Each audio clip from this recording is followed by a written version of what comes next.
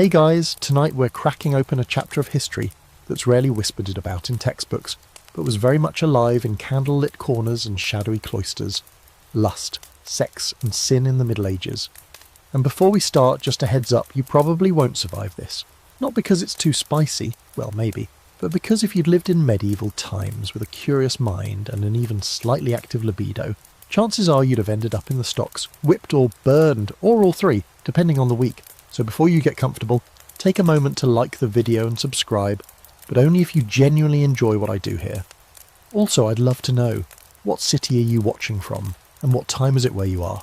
Now, dim the lights, maybe turn on a fan for that soft background hum, and let's ease into tonight's journey together.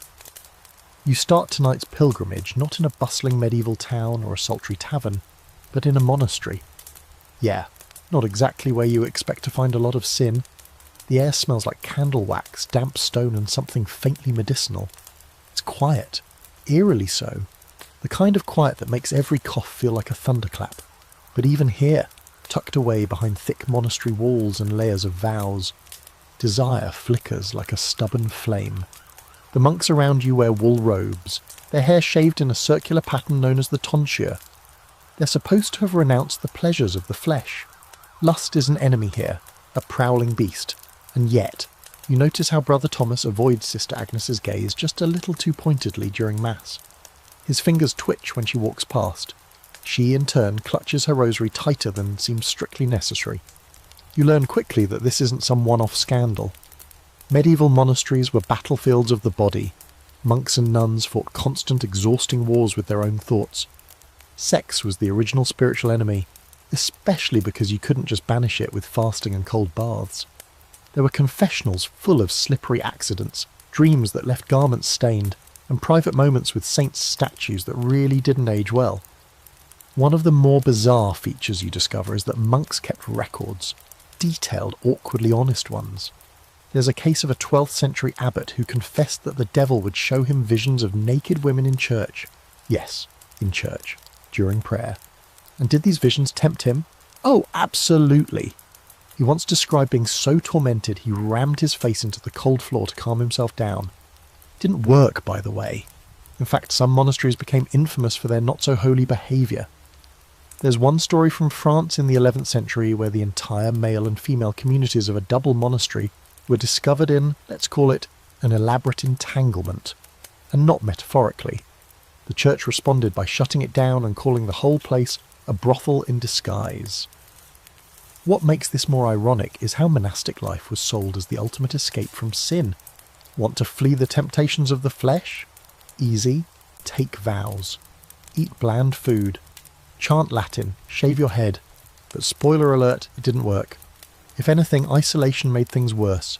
Think about it. 0 distractions, long hours alone with your thoughts. The expectation of purity hanging over your head like a guillotine. That's basically an erotic pressure cooker. And don't think the women were exempt. Nuns wrote about their struggles too, sometimes in code, sometimes not.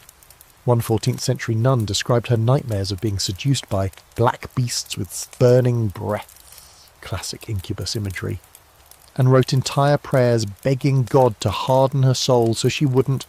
Well, you get the idea.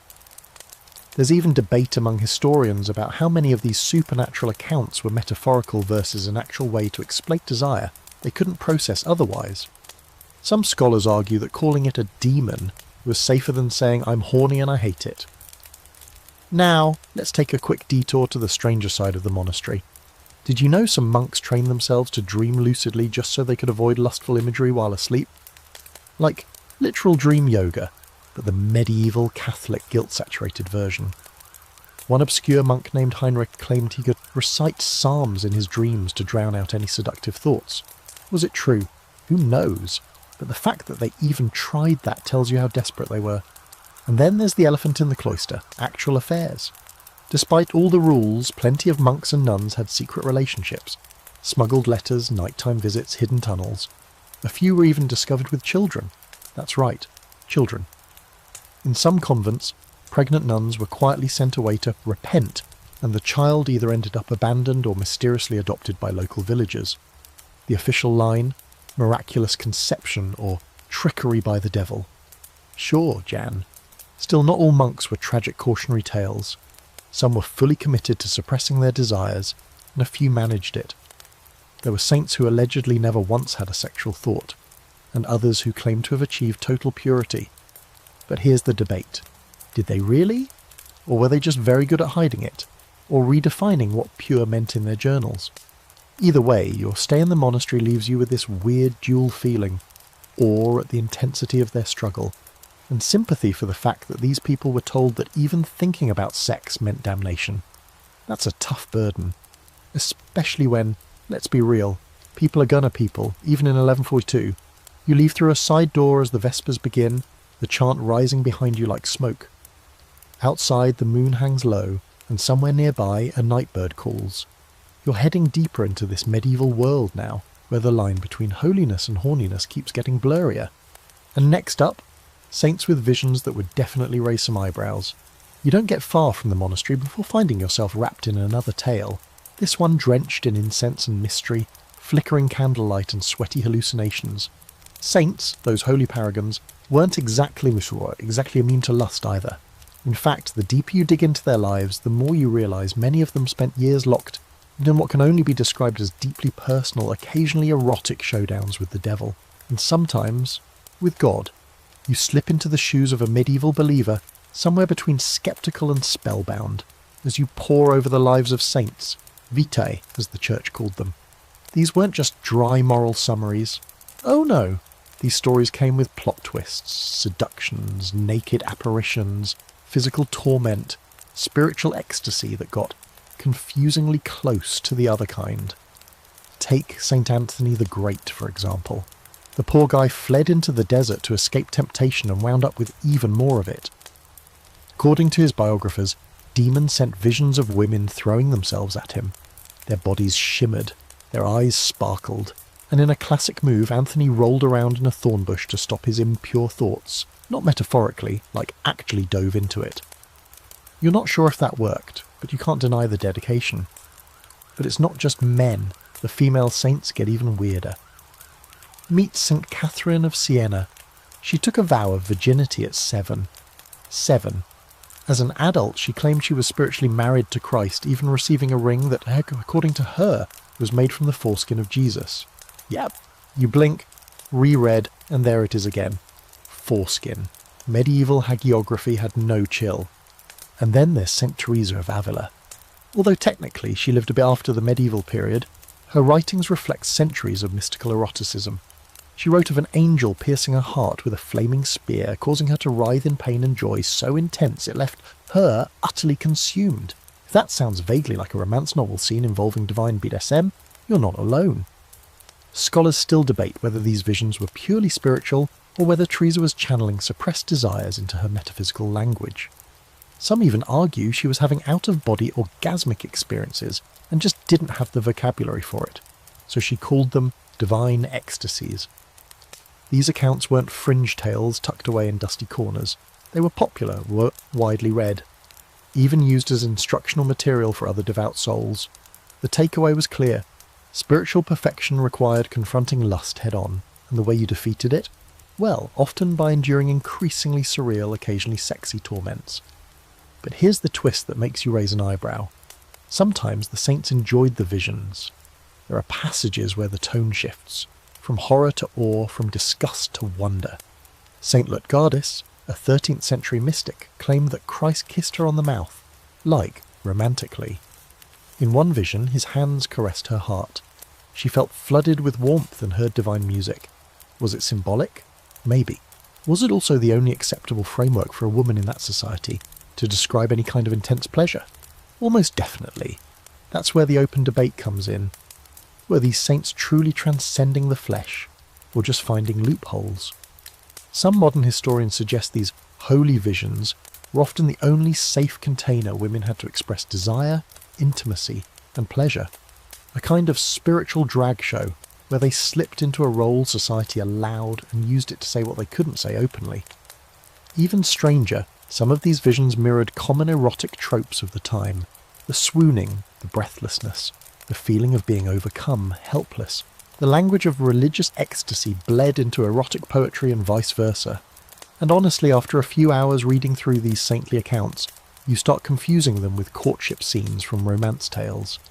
One moment you're reading about a nun's dream of being enveloped in divine light, the next she's describing a sweetness unlike any earthly touch. You start suspecting these women had very vivid imaginations, and very few outlets. Meanwhile, the church walked a delicate tightrope. On the one hand, these mystical experiences were signs of divine favour. On the other, if a vision got too spicy, suspicions of heresy, madness, or even demonic possession weren't far behind. Plenty of mystics, especially women, walked that dangerous line.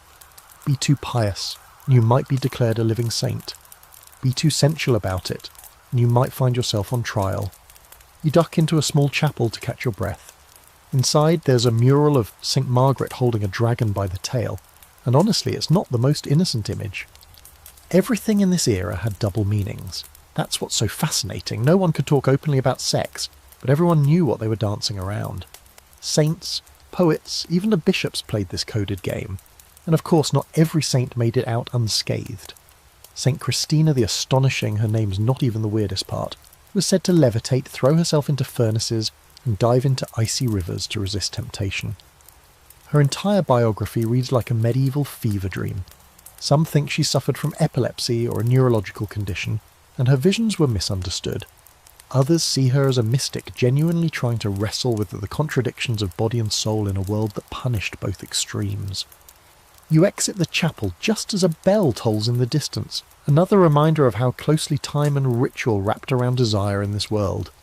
These weren't just stories for the faithful, they were survival guides, cautionary tales, wish fulfillment, and if we're being honest, slightly erotic fanfic for people who couldn't read the Canterbury Tales without blushing. By the time you hit the road again, the saints feel less like flawless icons, and more like exhausted humans trying to make sense of overwhelming impulses. It's comforting in a strange way. Even the most divine couldn't escape desire's pull. They just found more elaborate, poetic ways to wrestle it. And speaking of poetic wrestling, you're headed next to the courts of love, where knights pine, ladies plot, and nobody's really as noble as the songs say. You arrive at a sprawling castle just as the sun begins to dip behind the towers, casting the stones in a warm golden hue that makes everything look slightly more romantic than it really is. Inside, a feast is being prepared. Roasted meats, spiced wine, fruit piled high, and you can already hear the pluck of lutes and the low drone of poetry recited in aching tones. Welcome to the world of courtly love, where desire is celebrated. Flirtation is an art form, and yet, absolutely no one seems to be getting laid. You take a seat in the great hall observing the players of this peculiar game. Over there, a knight kneels before a noblewoman, eyes smouldering, voice trembling as he vows eternal loyalty. He praises her eyes, her grace, the way she walks across the floor like a swan on a lake, blah blah blah. She in turn accepts his devotion with just the right amount of disinterest. A raised eyebrow, a smile that could be mistaken for kindness or cruelty. They exchange tokens, a glove, a scarf, sometimes a literal lock of hair, but if he thinks that gets him anywhere near her chambers. Think again.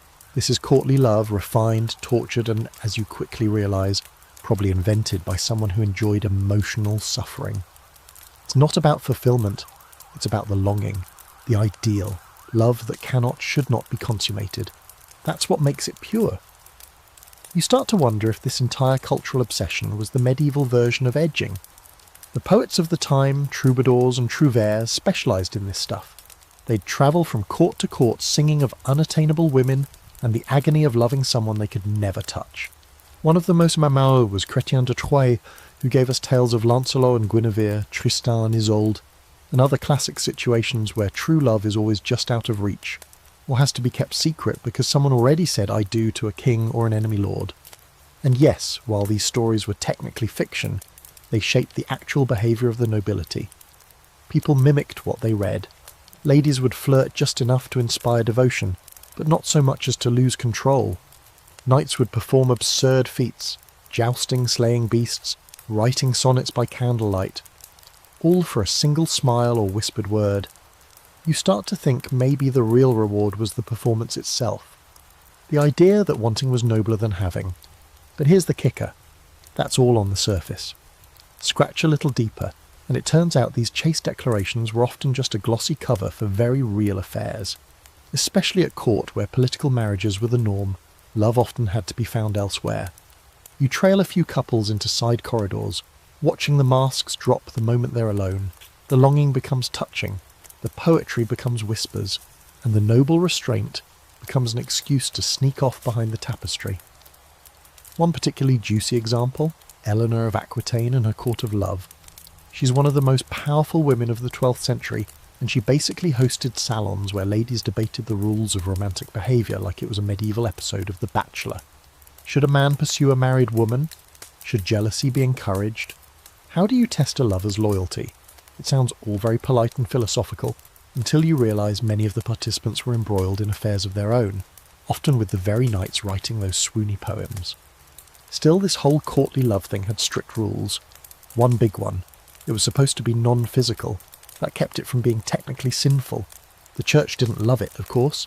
It seemed suspiciously secular, all about earthly desire instead of divine love. But it was hard to condemn someone for saying they admired someone else's soul, especially when the admiration came with such lovely metaphors. But the lines blurred constantly. You discover a story of a nobleman who cut himself with a dagger to prove his devotion to a lady who refused him. She, moved by his gesture, agreed to a secret meeting. You'd think that's where things finally got physical, but nope, they just talked. She told him he'd earned her heart, and he promised to serve her until death. That was it. Everyone left disappointed, including you, and yet these relationships carried immense weight. A single flirtation could destroy reputations, ruin marriages, even spark wars. Kings got jealous, queens got clever, knights switched sides.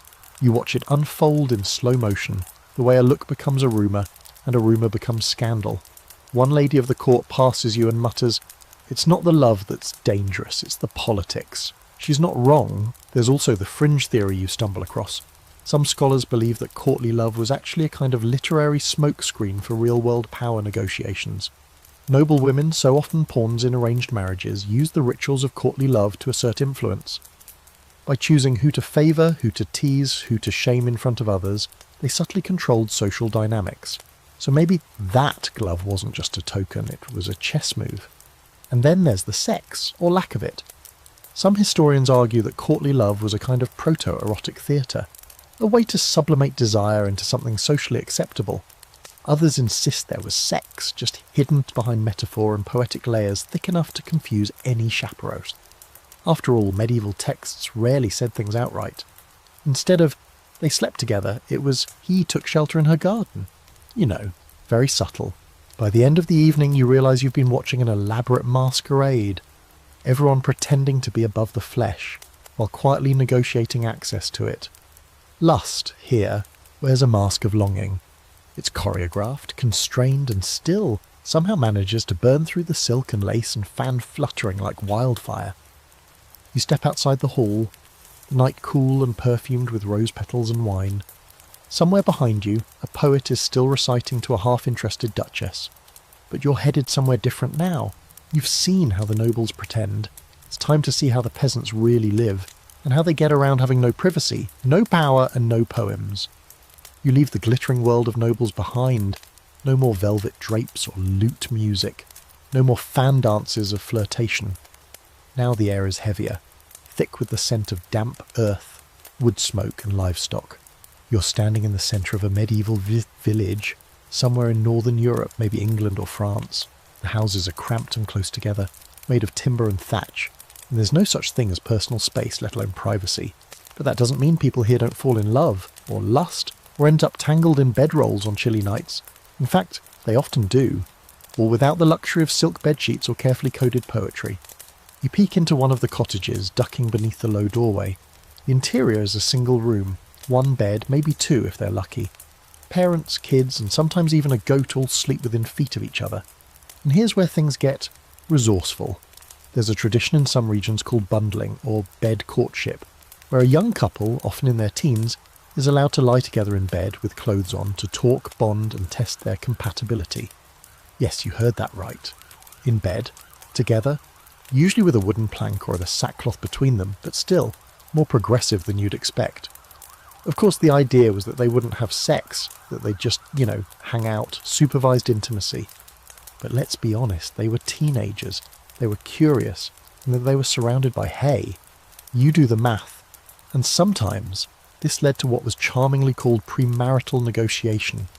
If a girl became pregnant, the community often expected the young man to marry her. Shotgun weddings weren't uncommon, and neither was the quiet acceptance that, hey, maybe the bundling bag was more symbolic than effective. What surprises you is how communal all this is.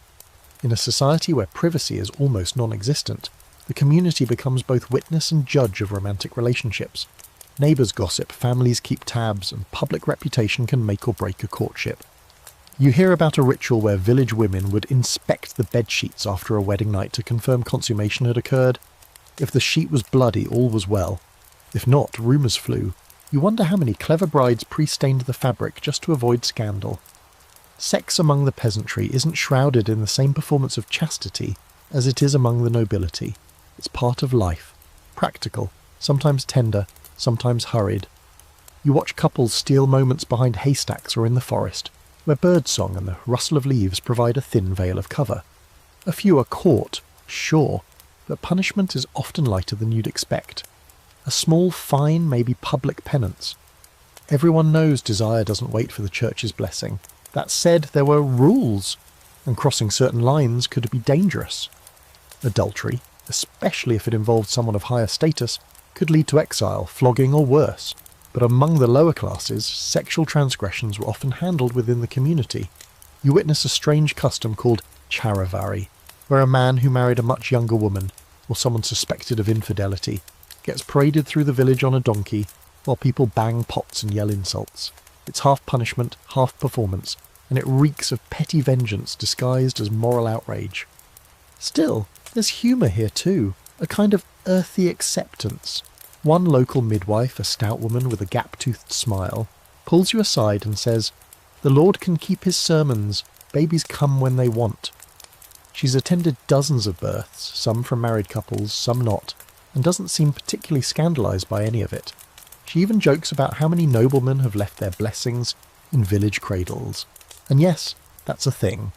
Noblemen would sometimes use their power to take advantage of peasant girls, leading to awkwardly mixed-status children who are often quietly absorbed into the village fabric, or not so quietly cast out.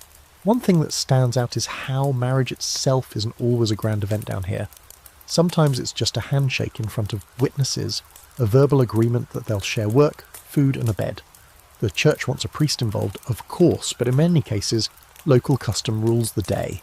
If you live together, if everyone sees you as a couple, then that's that. It's marriage by consensus, and surprisingly flexible until it isn't. Of course, there's always someone watching from the margins. You meet an old widow who whispers about the woods women, young girls who disappeared into the forest to avoid shame after a pregnancy, or who practice their own kind of folk magic to control fertility. There are herbs passed in secret, teas that bring on the moon, and charms tied under skirts. Some of it's practical, some of it's superstition. All of it reveals how deeply women tried to maintain control in a world that often denied them agency. And this is where you hit the quirky fact of the night.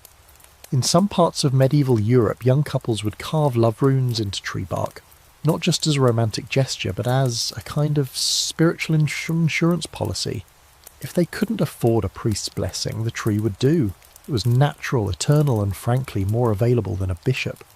You pass one such tree, hearts carved into the bark, initials barely legible, and wonder how many generations of secret love stories it's absorbed. Scholars still argue about just how common sex before marriage was among peasants. Some point to church records full of fines and punishments. Others say those records only show the rare cases that caused scandal. What's clear is that the rules on paper and the reality in the field rarely lined up. Desire finds cracks. It grows in the shadows. And in medieval villages, it shaped lives in ways more honest, and sometimes more humane, than all the noble poetry in the world. You leave the village behind, your boots muddy, your mind swirling with images of flickering hearths, whispered promises, and stolen kisses behind barn doors. The peasants may not have had silks or ballads, but they had passion, risk, and moments of tenderness carved into the bark of trees. Next, you're heading back to the cloisters, but this time the women are running the show. nuns with ink-stained fingers and some surprisingly spicy secrets. You step through a creaking wooden gate into the walled stillness of a convent, half expecting to be met with angelic chanting and the scent of incense. Instead, you're greeted by the sharp tang of vinegar and a surprising note of roasted onions drifting from the kitchen garden. The air is clean but thick with unspoken stories. Nuns glide across the courtyard with practised grace, habits flapping in the breeze, eyes lowered, hands folded. Yet behind the serenity there's a pulse. Something vibrant and human beats beneath the linen and Latin. You can almost feel it. Inside the convent walls, it's supposed to be a sanctuary from sin, a haven from temptation, and a place where women devote themselves entirely to God. And sure, on the surface everything follows the script. There are prayers, chants, hours of silence, and manuscripts copied with almost obsessive precision. But soon, you realise this place is far more than a retreat from the flesh. It's a community of women, thinking, feeling, dreaming, and yes, occasionally fantasising just like everyone else in medieval society. And they kept records. You find yourself in the convent library, where the air smells of old parchment and beeswax. One of the sisters, older and quietly amused by your curiosity, unlocks a cabinet and shows you something few outsiders ever see. The private writings of nuns. Not doctrine, not psalters, not dry theological commentary. No, what she lays before you are diaries, fragile collections of yearning and shame, visions and desire scribbled between prayers and poems. Some of it spiritual, yes, but not always the way you'd expect. One entry you read describes a dream where the writer sees the Virgin Mary cradling her with a tenderness that sounds less like maternal comfort and more like an overwhelming wave of bliss. Another recounts being kissed on the mouth by an angel again and again, until she wakes up gasping, convinced she's either blessed or damned. You're not sure which one she wants more. One nun writes about a fellow sister's golden hair like summer wheat, and the gentle weight of her hand during prayer. It reads like longing, quiet, intimate, almost mournful. It never says anything overt, but the undertones are undeniable, and it turns out this wasn't an isolated case.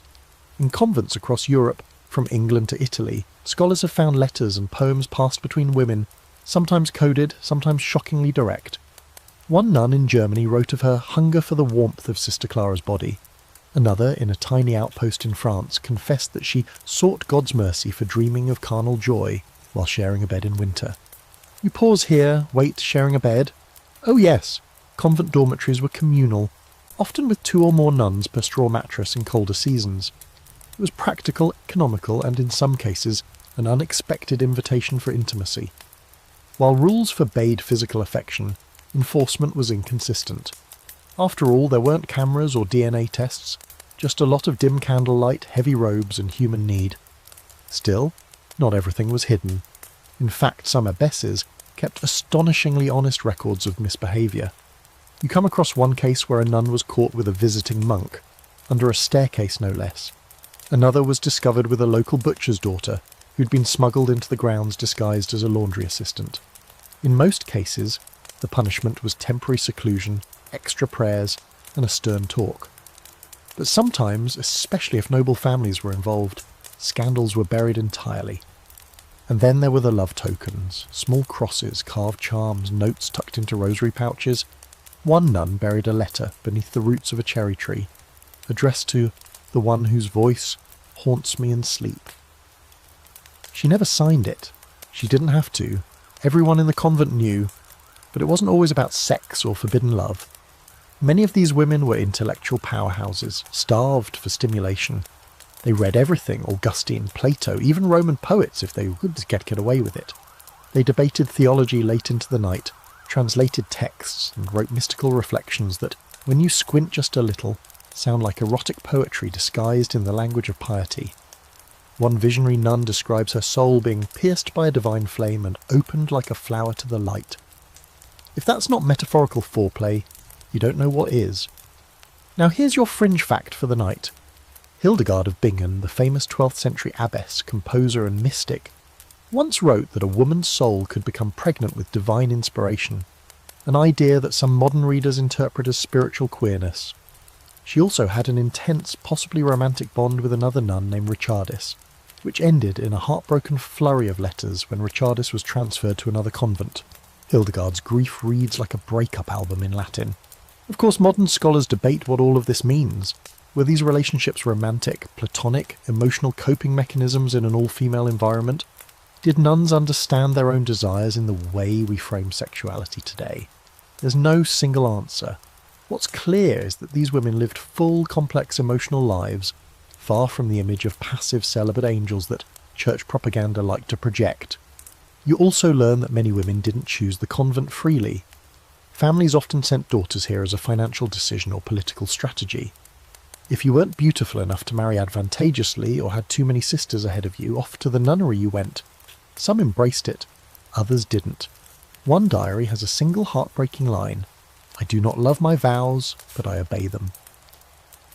It hits harder than any sermon.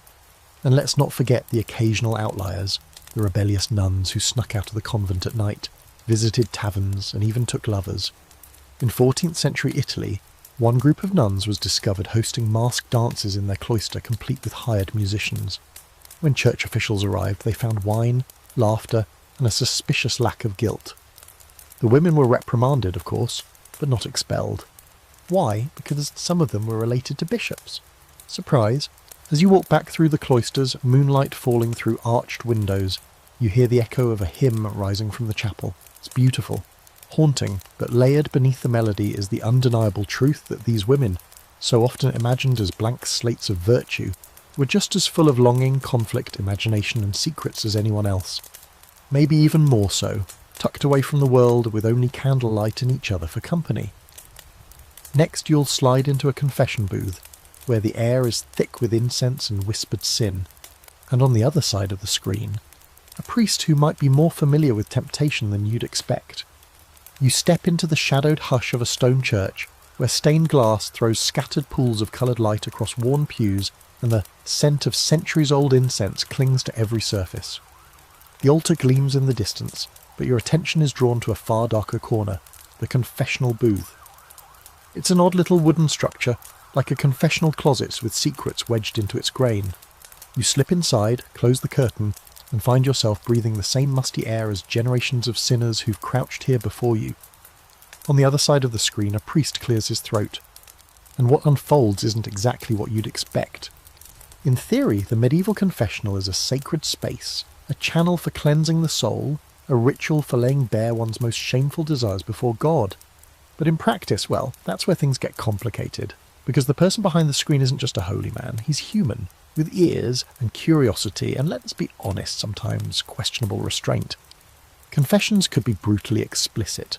People came to priests not only to beg forgiveness, but also to ask whether the particular thing they did with their spouse, or their neighbour, or a travelling minstrel technically counted as a sin.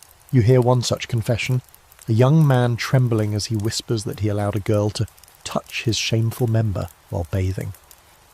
The priest responds not with outrage, but with a series of probing questions, some of which sound less like spiritual guidance and more like personal research. That's not entirely surprising.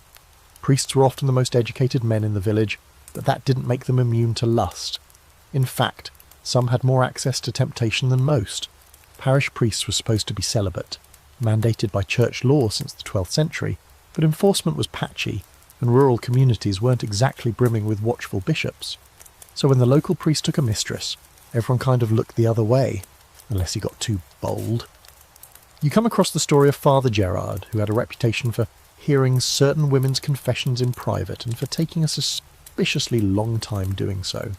One widow confessed to him weekly, always after dusk, and neighbours reported seeing candlelight in the rectory window well past midnight. Eventually a bishop investigated, and Gerard was quietly reassigned to a monastery up north. No trial, no punishment, just a new location and presumably a whole new batch of souls to guide. But even the well-meaning priests weren't above strange behaviour. One particularly pious friar, Brother Luca, kept a ledger where he tallied how many times his parishioners confessed sins of the flesh. Not their names, mind you, just the nature and frequency. The resulting data is bizarre. He noted trends like Mondays higher in self-pollution confessions, and married women report impure dreams more frequently than maids. Whether it was a spiritual census or an obsession with other people's intimacy, it's hard to say. And here's a particularly odd little fact you uncover. Some priests handed out very specific penances for sexual sins. Not just say 5 Hail Marys, but stuff like walk barefoot to the chapel 3 times while reciting Psalm 51s, or fast for 40 days and sleep only on stones. In one outrageous case, a man who admitted to bestiality was told to carry a candle larger than himself through town during Mass. Yes, really, the public shame was the point, but whether it deterred others, questionable. And it wasn't just the laity spilling secrets. Priests themselves sometimes confessed, to each other in secret or to their superiors when guilt finally tipped the scale. There are records of priests admitting to sleeping with nuns, with widows, even with their own housekeepers. Some expressed genuine remorse. Others offered justifications. She was lonely. I thought we were married in God's eyes. One particularly bold priest simply wrote, "The flesh was stronger than the soul, I regret little." Of course, not all priests were libertines in robes. Many took their vows seriously, wrestled with their desires, and confessed their own thoughts with anguish. But even they weren't spared suspicion. A priest who was too handsome, too gentle, or too friendly with women might be accused of inappropriate behaviour regardless of whether he ever slipped. In a world where sex and sin were tangled into a single knot, even a warm smile could be a scandal waiting to bloom. You also hear about female confessors. Not many, but they existed in certain religious orders. And the contrast is stark. They were often stricter, more clinical, and less easily scandalised. Some women, in fact, preferred confessing to a fellow woman, especially when the sin involved matters of the body. Imagine trying to tell a red-faced young priest about a sensual dream involving Saint Sebastian. Now imagine telling someone who's had a few herself. Still, confession was often less about forgiveness and more about control. The church gathered immense power by being the repository of everyone's secrets. They knew who slept where, who loved whom, who wanted what. And they used that information to maintain moral order, sure, but also to exert influence. A noble who confessed to adultery might find himself advised to donate a new chapel. A baker who visited a brothel too often might mysteriously lose his market stall. Guilt became currency. And here's where the scholarly debate flares up. Some historians argue that the confessional booth was less a space of spiritual healing and more a tool of psychological surveillance, an early form of institutional control that kept people obsessed with their own moral failings. Others insist it gave people relief, a place to talk about things they had no other outlet for. The truth, as always, is probably a mix. Confession was simultaneously a therapy session, a trap, a relief, and a risk. You finally leave the booth, the carved wood creaking behind you. Outside, the sun is dipping low and the sound of bells rolls out across the town like a warning. You've heard so many sins whispered into the dark, and not all of them stayed hidden. Some turned into gossip, some grew into scandal, and some shaped the way entire communities saw themselves. As you cross the courtyard, you realise that in this world, sin wasn't just an act. It was a story, a confession waiting to be told, a burden begging to be passed to someone else. And up next, you'll be standing in the town square when private pleasure becomes a very public spectacle. The square is already buzzing by the time you arrive, the kind of low, anticipatory hum that comes before a storm, or in this case a public shaming. You push your way through the gathered crowd of villagers, cloaked merchants, and toothless old women with baskets at their feet. Everyone's eyes are locked on a wooden platform in the centre, where a pair of stocks has been dusted off and freshly oiled. Next to it, a barrel filled with rotten vegetables. Welcome to medieval justice, where sin doesn't just haunt your soul, it gets a full, painfully public performance. Today's unfortunate star is a woman in her 30s, hair wild and face flushed, not from embarrassment you suspect, but from sheer fury. She's been accused of adultery, though the details are vague. The man involved isn't present. He never is. She, on the other hand, is about to spend the afternoon in the stocks with her ankles and wrists locked in place, while the townsfolk do what they always do best, judge, jeer and throw things. You feel it instantly. This isn't about justice. It's theatre. The whole town's come out, not just to punish sin, but to enjoy it. Children laugh as they wind up with squishy turnips. A drunk cobbler yells something about loose women before nearly falling into a pig trough. But it's not all fun and games. There's a thick current of cruelty here too. The crowd loves watching someone fall, especially a woman who dared to want something she wasn't supposed to. Public punishment for sexual offences was surprisingly common in medieval towns. Adultery, fornication, and even bawdy speech could land you in the pillory, or worse. Sometimes it was just a fine or a public whipping. Other times it was exile, a shaved head, or a brand burned into the flesh. The punishments varied by region, social status, and gender, but the message was always the same. Lust is dangerous, and if you act on it, you better be ready to pay the price. You learn that married women bore the brunt of these punishments. If a wife strayed even emotionally, it was considered a betrayal not just of her husband but of the social order. A man, on the other hand, could often get away with an affair, especially if he claimed the woman seduced him. You see this double standard play out in the records. Men caught with prostitutes were sometimes fined. Women labelled as prostitutes could be whipped, branded, or forced to wear humiliating clothing. In one town they had to wear striped hoods whenever in public, a scarlet letter sewn into linen. And the punishments weren't just for real sex. You stumble upon a set of court records detailing the public humiliation of a man accused of cross-dressing in secret. His crime? Wearing his wife's dress while cleaning the house and, allegedly, dancing alone. No sexual contact, no victim, but he was dragged into the town square, forced to wear women's clothes in front of everyone while being pelted with sheep dung. It wasn't about morality, it was about enforcing roles, staying in your lane, being what your body told them you should be. Then there's the case of the Board, a woman who ran an unofficial brothel out of her cellar. When she was caught, she wasn't executed or imprisoned. Instead, she was paraded through the town in a cart holding a sign that read Mother of Whores. The church loved this kind of punishment. It didn't just shame, it warned. Her neighbours, friends, and maybe even former clients watched in silence as she passed, faces carefully blank. No one wanted to be next. Still, not all public punishments were for the big, scandalous sins. Sometimes you'd get dragged into the square for simply being too loud in your flirtation, too bold in your innuendo. One woman in Norwich was pilloried for calling a merchant's apprentice ripe fruit in the market. Her real crime? Doing it in front of the wrong priest's wife. There was a fine line between flirtation and transgression, and sometimes it came down to who was listening. And here's your quirky, almost unbelievable detail for the night. In parts of medieval France, married couples caught fighting about infidelity were forced to literally kiss and make up in public. They'd be led to the market square, sometimes in chains, and forced to kneel before each other, confess their faults and kiss. If they refused, they risked heavier penalties. Imagine being forced to apologise with garlic on your breath and half the town watching. Welcome to Romance, Medieval Edition. There's debate among scholars about whether these public punishments actually deterred sin or simply provided a pressure valve, a way for communities to reinforce norms and shame those who didn't conform. Some historians argue that the public nature of these events made them ritualistic, almost theatrical, and that the real purpose wasn't justice but unity. If everyone booed the same person, they'd feel better about their own hidden sins. Others believe these spectacles were more about power, about reminding people who made the rules and who could break them. Back in the square, the woman in the stocks has gone quiet. Her eyes are fixed on a distant point beyond the jeering crowd. The vegetables have stopped flying. People are losing interest. Someone starts playing a flute. The moment's passed. Tomorrow someone else will be in her place. A drunk, a thief, maybe another lover who made the wrong move at the wrong time. You step away from the square, boots crunching over cabbage leaves and broken shame.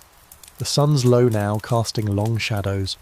It's strange how easily pleasure flips into punishment here, how the things people crave become the weapons used against them, and yet despite the risk they still keep craving.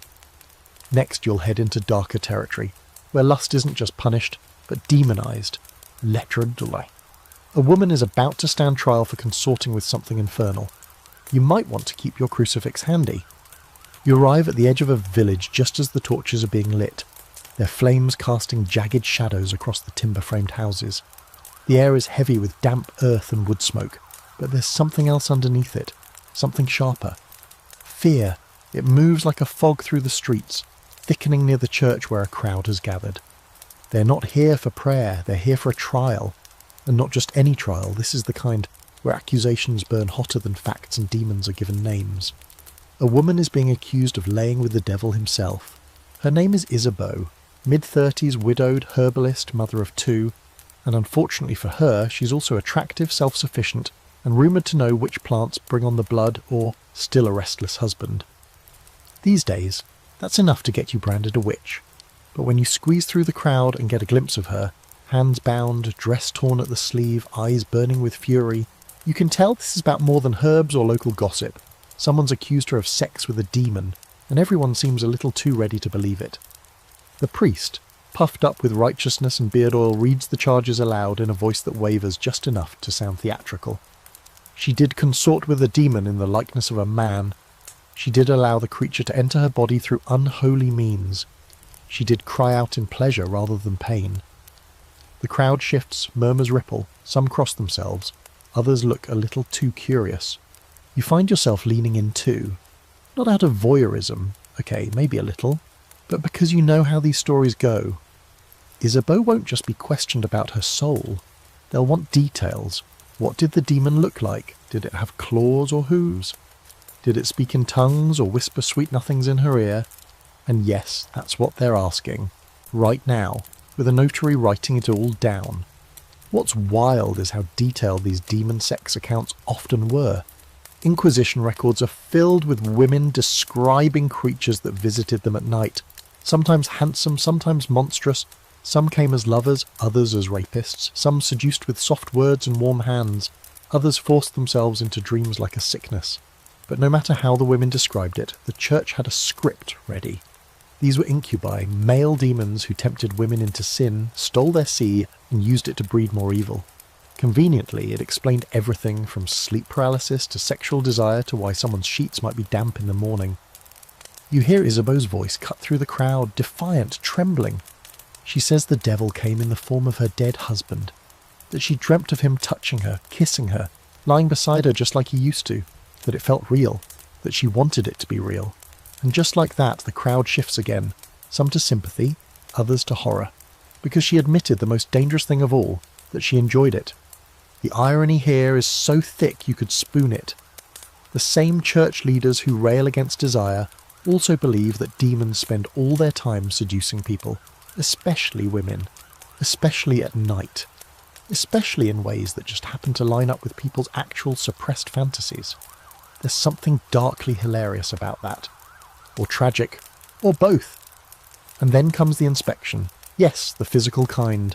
A midwife is brought forward to search Isabeau's body for a witch's mark, some mole, blemish, or patch of skin insensible to pain.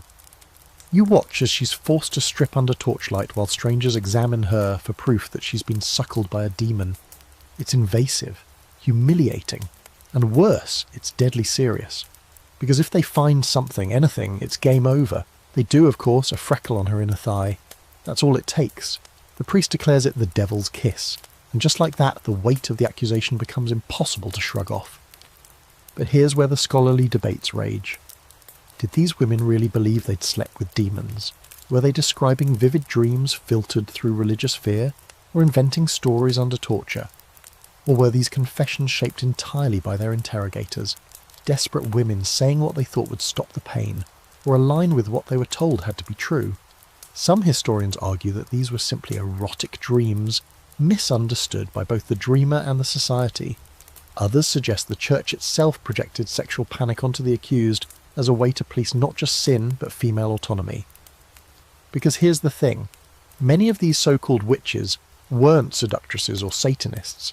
They were healers, widows, midwives, herbalists, women who lived alone or knew too much or refused to obey. Their real crime wasn't consorting with demons, it was not fitting the mould. Lust became the easiest crime to pin on them because it made the story salacious, attention-grabbing and impossible to prove or disprove, and if she enjoyed it, that made her even more dangerous. Because a woman who likes sex is apparently halfway to hell. You discover a chilling detail buried in an old judicial report. In some trials, women were asked to describe how the demon's seed felt inside them. The assumption was that it would be ice-cold proof of infernal origins. If they said it was warm or if they hesitated, it meant they were lying. That's how far the church went, using imaginary semen temperature as a tool of damnation. You don't know whether to laugh or scream. As the torchlight flickers across the square, the verdict is pronounced: guilty. Isabeau is sentenced to public penance and flogging. She'll be marched through town barefoot in a chemise, holding a candle taller than she is. If she survives that humiliation, she might be allowed to return to her home, or she might disappear like so many others, burned quietly without record. You step away as the crowd disperses, stunned and chatty, already embellishing the story for tomorrow's gossip. A few whisper that Isabeau flew at night. Others claim she gave birth to a toad. The line between sex and sorcery is razor thin here, and razor sharp. Next you'll take a closer look at the objects designed to stop all this sin before it starts. Devices of virtue, control, and maybe a touch of kink. Yes, it's time to talk about chastity belts. You're standing in a small chamber at the back of a fortress. Stone walls damp, ceiling low enough to make you duck. On a wooden table lies the object of your curiosity, gleaming under a single shaft of sunlight like some kind of divine joke. A chastity belt. Iron, leather-lined, cold to the touch. It's got a front plate that covers everything with a cruel kind of elegance, pierced with holes for hygiene, or so they say, and locked at the hips with a key the size of a baby goat. Welcome to the awkward intersection of lust, fear, and medieval engineering. The myth of the chastity belt is powerful. You've probably heard it a dozen ways. Noble knights locking up their wives before heading off on crusade, women sealed into metal underwear to keep them pure, keys worn around husbands' necks like twisted wedding rings. It's got all the makings of a dark fairy tale. But as you look closer, you start to notice something strange. This belt is a little too ornate, a little too pristine, almost like it was made to be looked at, not worn, and that's the first clue that things aren't as straightforward as they seem. Historians are still arguing over whether chastity belts were ever widely used, or used at all. Sure, there are museum displays and the occasional drawing from the Renaissance that shows women strapped into these torture panties of shame. But the earliest physical belts we have, most date from the 15th century or later, and some look suspiciously like 19th century forgeries designed to titillate more than terrify. That's right, some medieval chastity belts may be the historical equivalent of cosplay props for Victorian gentlemen with very specific tastes. Still, the idea had roots. The church was obsessed with controlling female sexuality, and chastity was practically currency. Virginity wasn't just a moral state, it was a bargaining chip in marriage, a symbol of family honour, and a theological ideal. So the idea of locking it down literally fit right into the broader culture of control. Whether or not women were walking around wearing iron thongs, the threat, the metaphor, and the obsession sin were very real.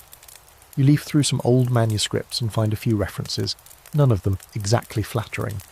One Italian text describes a jealous merchant who commissioned a belt from a blacksmith to preserve the virtue of his young wife. Another chronicles a paranoid noble who required his daughters to be secured whenever they left the estate. No one says how long they wore them, how they bathed, or how infections were handled. You begin to suspect those details were conveniently left out or completely imagined. But there are weirder facts too. Some belts were designed not just to prevent intercourse, but to prevent pleasure. One model has little spikes on the inside, both like a reverse hedgehog. Another features a mechanism that makes walking normally almost impossible. Some researchers believe these were punishment devices, not preventative ones, used to discipline unruly women or sex workers in particularly cruel city-states. Whether those were isolated cases or part of a larger practice, that's still hotly debated. And it's not just women. You stumble upon a sketch of a male chastity device, an iron codpiece that looks like a meat grinder. Apparently some men were forced to wear these during periods of penance, or by their wives as revenge for infidelity. There's even one bizarre story, possibly apocryphal, about a young monk who asked to be locked by his abbot to keep his urges in check. Talk about commitment to the cause. Still, for all the physical evidence, or lack thereof, the idea of the chastity belt loomed large in the medieval imagination. Poets wrote about it, preachers warned of it, satirists mocked it. One bawdy French ballad describes a woman outsmarting the belt by bribing a locksmith, then having a tryst with 3 different suitors before morning prayers. Another joke goes that a knight returns from the Holy Land to find his wife not only pregnant, but wearing the belt, with the key still on his neck. The message? Where there's a will, there's a workaround. You find a quirky little record from Nuremberg in the 1500s of a man who tried to sell a virtue-preserving device at a public market. The city council ordered him flogged, not because the device was immoral, but because the whole idea was considered fraudulent and ridiculous. Apparently, even then, people were side-eyeing the practicality of strapping someone into medieval Tupperware and expecting it to end well. Modern scholars often argue that the chastity belt became more symbolic than real. A metaphor for control, a tool of propaganda, a warning. By the time the Renaissance rolled in, the image of the belt was being used in paintings and pamphlets more as commentary on jealousy, power, and hypocrisy than actual practice. In that sense, it's a cousin to the scold's bridle, or the shame flute, devices that may have existed but whose myth outgrew their use. And yet, as you hold one of the replicas in your hands, cool, heavy, impossibly uncomfortable, you realise something.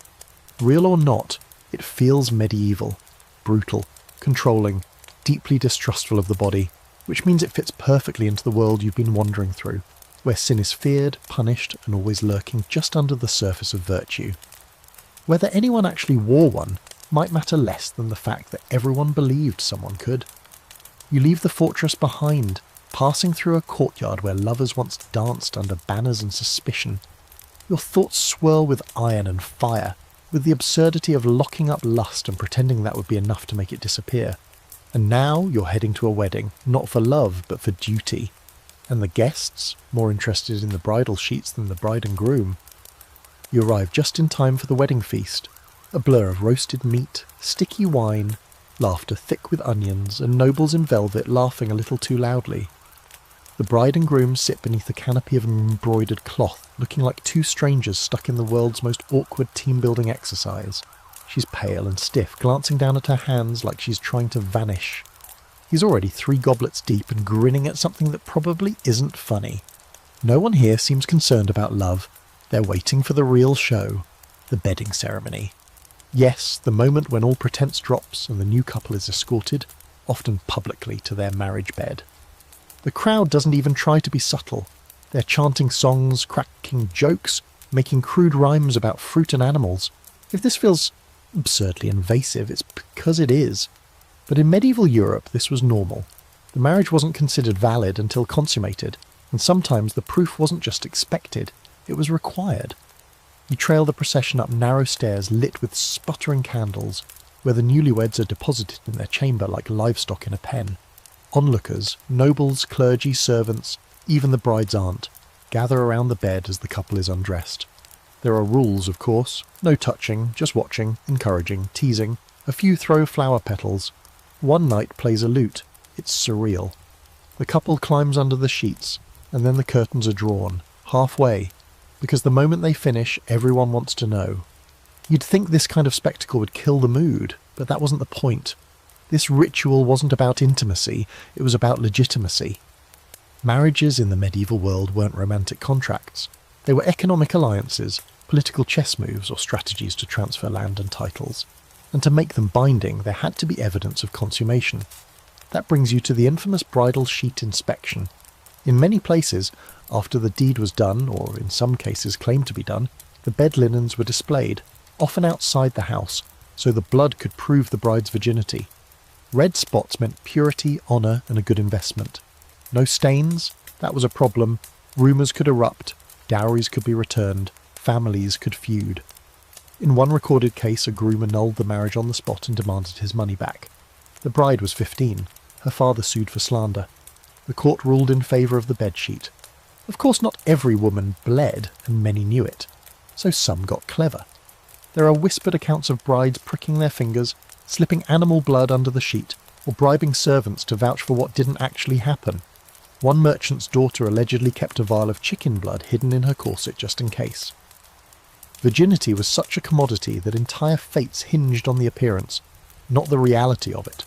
And the groom? Well, no one cared whether he was a virgin. In fact, it was often expected that he wasn't. Men were told to train before marriage, sometimes with prostitutes, to ensure they could perform when it mattered. You find a treatise from a Spanish physician warning young husbands to avoid overexcitement and ungoverned haste, lest the bride remain dissatisfied and suspicious. So while she was expected to arrive untouched, he was expected to arrive skilled. Equal footing this was not. You come across one particularly strange tradition from Central Europe, where the bride's mother would remain in the room, not to watch the act, but to supervise decency. She'd sit in a corner chair, eyes politely averted, hands folded, humming to herself, as if that somehow made things better. In other cases, a priest would bless the bed, literally sprinkle it with holy water, and then offer instructions to the couple before tiptoeing out. "Be fruitful," he'd whisper, "and remember that Christ is watching." No pressure. Here's your oddball fact of the night. In parts of medieval Scandinavia, if a marriage wasn't consummated within 3 days, it could be legally annulled, and people checked. One story tells of a young noblewoman whose husband was too timid or too uninterested to touch her. On day 4, the bishop sent an investigator to the bedroom. When the sheets were clean and the servants wide-eyed with disappointment, the marriage was dissolved. The husband joined a monastery. The bride remarried a week later to her cousin. Even when there wasn't a formal inspection, rumours were dangerous. A new bride who seemed too cheerful or too sore could become the target of gossip. If she limped, some whispered she'd lost her virginity before the wedding. If she glowed too much, maybe she enjoyed it too much, which was also suspicious. Either way, people were obsessed with bedroom details that weren't their business. And that's where the debate still simmers. How much of this was actual practice and how much was theatrical tradition? Some historians argue that public bedding rituals were more common among the nobility and mostly symbolic. Others insist they happened in middle-class homes, with neighbours poking their heads in for a peek. There's even a theory that some of the stories are later exaggerations, Renaissance authors mocking the past. But either way, the message was clear. Your body was not just yours, it was property, proof, a legal hinge. As the chamber quiets and the crowd drifts back to their wine, you peek through the curtain. The bride lies still, eyes open. The groom is snoring. The sheet, folded at the end of the bed, already being eyed by the nursemaid. Whether there's blood on it or not, the judgment will come either way. You slip back downstairs as the music resumes, your stomach queasy. Not from the food, but from the sense that nothing about this night was truly private. Not the vows, not the bed, not the love, if it existed at all. Next, you're ducking into a church pew to hear what the priests say about all this. Spoiler, they're not thrilled. And they say they've got a sermon that's about to make you regret your entire body. You slip into the back of the church just as the priest mounts the pulpit, robes swishing like a curtain rising on a one-man morality play. The pews are packed. Peasants, merchants, and a few nobles packed in for the Sunday sermon, and even the air seems heavy, thick with dust, incense and anxiety. The priest clears his throat, lifts his arms with theatrical flair, and begins. The topic? Lust. Again. Always. He starts with a warning. The body is a vessel for temptation, he intones, and lust is its captain, steering us straight into damnation. You lean back, half curious, half dreading what comes next. Spoiler, it's not going to be subtle.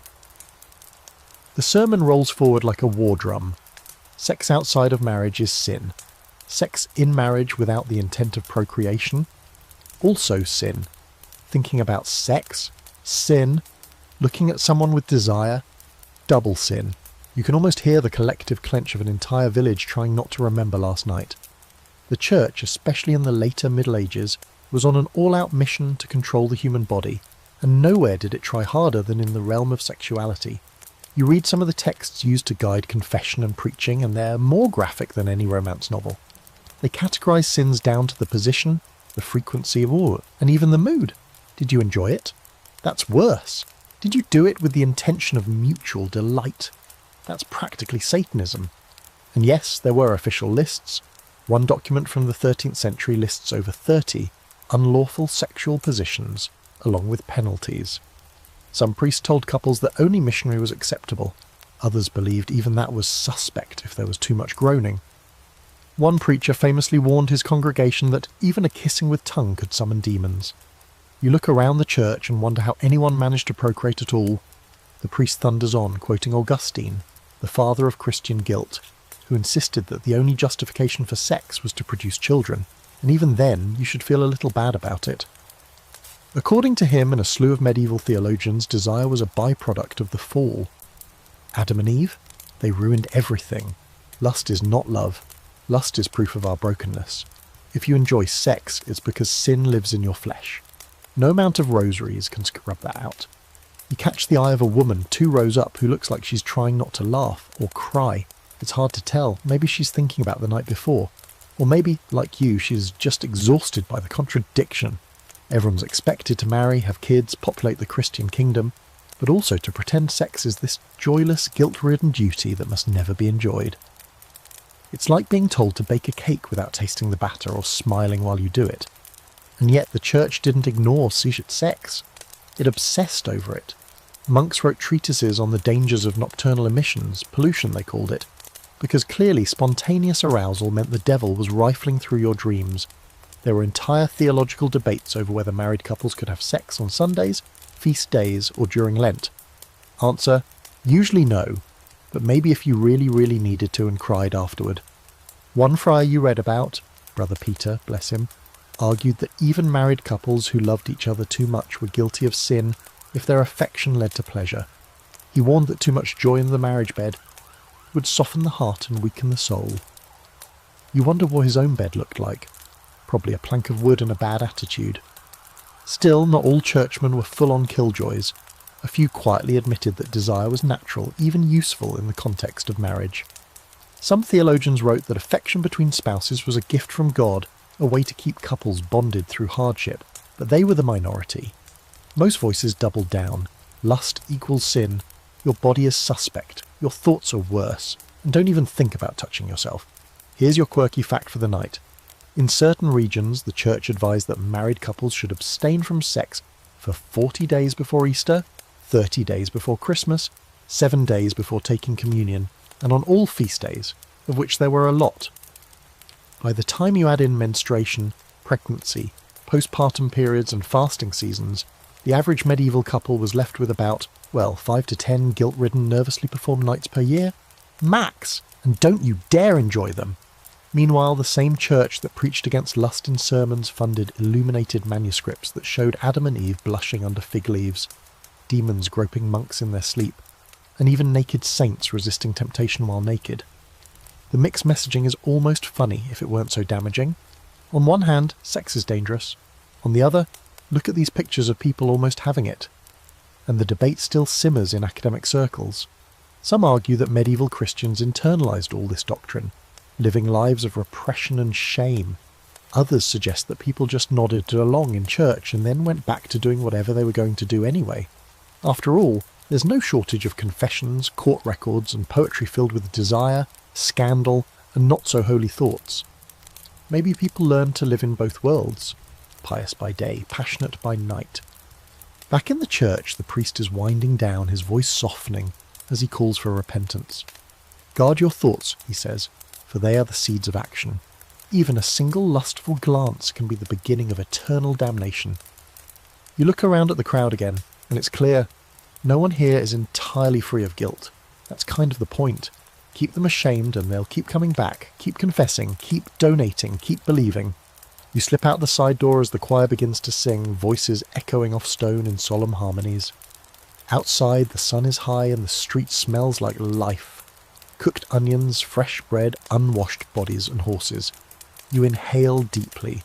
The church may have tried to shame every human urge, but out here, people are still kissing, still loving, still sneaking behind haystacks. Next, you'll follow some of those forbidden glances into darker corners of society, where same-sex love flickered quietly, persistently, beneath the surface of a world that swore it didn't exist. The city narrows around you into quieter corners, alleys shadowed by tall stone buildings, spaces where eyes are less watchful and whispers travel farther than footsteps.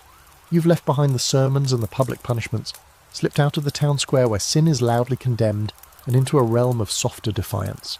This is where the things no one dares to name still manage to survive. Same-sex love in the Middle Ages wasn't just forbidden, it was declared impossible. And yet here you are, walking the same streets where it persisted anyway, stubborn as ivy growing between the cracks. You pass 2 young men seated beside a fountain, shoulders just barely touching.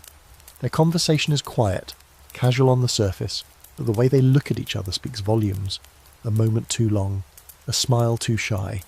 No one would notice if they weren't looking closely. And that's the secret, isn't it? In a world that insists this love doesn't exist, the key to survival is not being seen, or being seen just enough to pass. The Church's official stance was simple. Homosexuality was sodomy, and sodomy was a sin so grave it ranked just beneath heresy and witchcraft. Penalties ranged from public penance to mutilation, exile, or execution. But the Church also failed to define it clearly. For all the fear-mongering, they didn't really understand what they were condemning. Was it desire? Was it action? Could two people of the same sex love each other without sinning? The ambiguity gave space for contradictions and for survival. Medieval legal records are scattered with cases that hint at a hidden world. A monk caught writing passionate letters to a fellow brother. A nun transferred after being too close with another sister. A city magistrate fined for hosting inappropriate entertainments in his private garden. One man was dragged before the court in Florence for embracing another in the manner of a lover. The record doesn't say what happened after. It rarely does, but not every story ends in punishment. In some corners of the medieval world, particularly in cities like Venice, Florence, and Paris, same-sex desire flourished under layers of denial and clever euphemism. You come across the word fraternitas, meaning brotherhood, used in records of unusually intense male friendships. In convents, amicitia, or spiritual friendship, was a popular term for deep, emotionally bonded relationships between women. Were these truly platonic? Maybe. Maybe not. But they offered a safe way to say, I love you, without drawing too much attention. One of the most remarkable examples you stumble upon is the case of John and William, two Englishmen from the 14th century who were arrested for living together as husband and husband. The record is thin, but it's clear they had some form of commitment. Shared property, shared bed, shared reputation. The authorities didn't quite know what to do with them. They were fined, released, and mostly left alone. An exception rather than a rule, but a sliver of light nonetheless. And then there's the poetry, so much of it hiding in plain sight. You find a Latin poem written by a monk to his beloved, filled with yearning that's too tender to be anything but romantic. When I see you, my heart is restless, he writes. When you leave, my soul retreats into silence. It's possible to read it as spiritual longing, but the way he describes the other man's mouth, his hands, his scent, makes it hard to ignore what's really going on. In another convent, a sister named Agnes wrote dozens of letters to a fellow nun, Beatrice. She called her my mirror, my delight, and the only place my soul finds rest. Their correspondence survives only because someone, likely a less sympathetic superior, copied them into a book of dangerous attachments, which ironically preserved their story. And here's a quirky detail for the night. In 14th century France, some men in same-sex relationships took part in mock weddings, complete with rings, vows, and even bride prices. These events were done in secret, often under cover of festivals or carnivals where rules were more fluid. Of course, if caught, they were condemned as blasphemers. But for that one night, they got to pretend.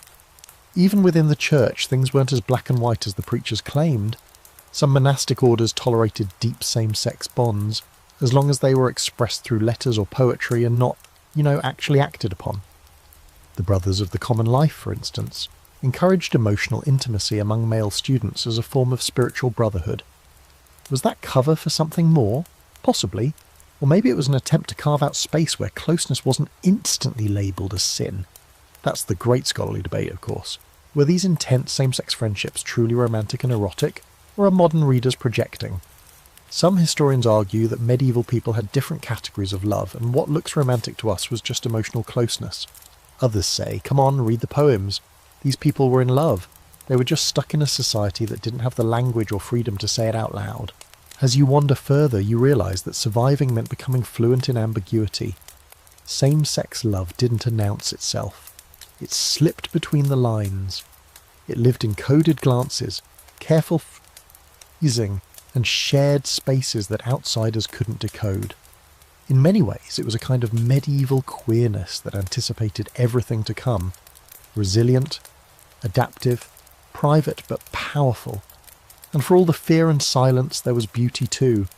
You think of two men writing poems to each other by candlelight, their fingers stained with ink and trembling with emotion. Or two women walking side by side in a convent garden, their hands brushing, their voices low and warm. They may have been erased from history's spotlight, but they existed. They loved. and they found ways to keep that love alive, however fleetingly, however secretly. You leave the quiet back streets and rejoin the flow of city life. Bells ring in the distance, a market opens, life continues, louder now. But you carry that stillness with you, the knowledge that beneath the surface of all the sermons and sanctions there were always people reaching for each other in the dark. Next, you're heading straight into the world of legalised sin, brothels that paid taxes, courtesans who held court, and city councils that tried to regulate desire like it was just another public utility. You follow the scent before you see the street, perfumed with rosewater and sweat, incense and something muskier. It leads you to a narrow alley tucked behind the marketplace, where laughter spills out of open windows and silk curtains flutter like flirtatious glances.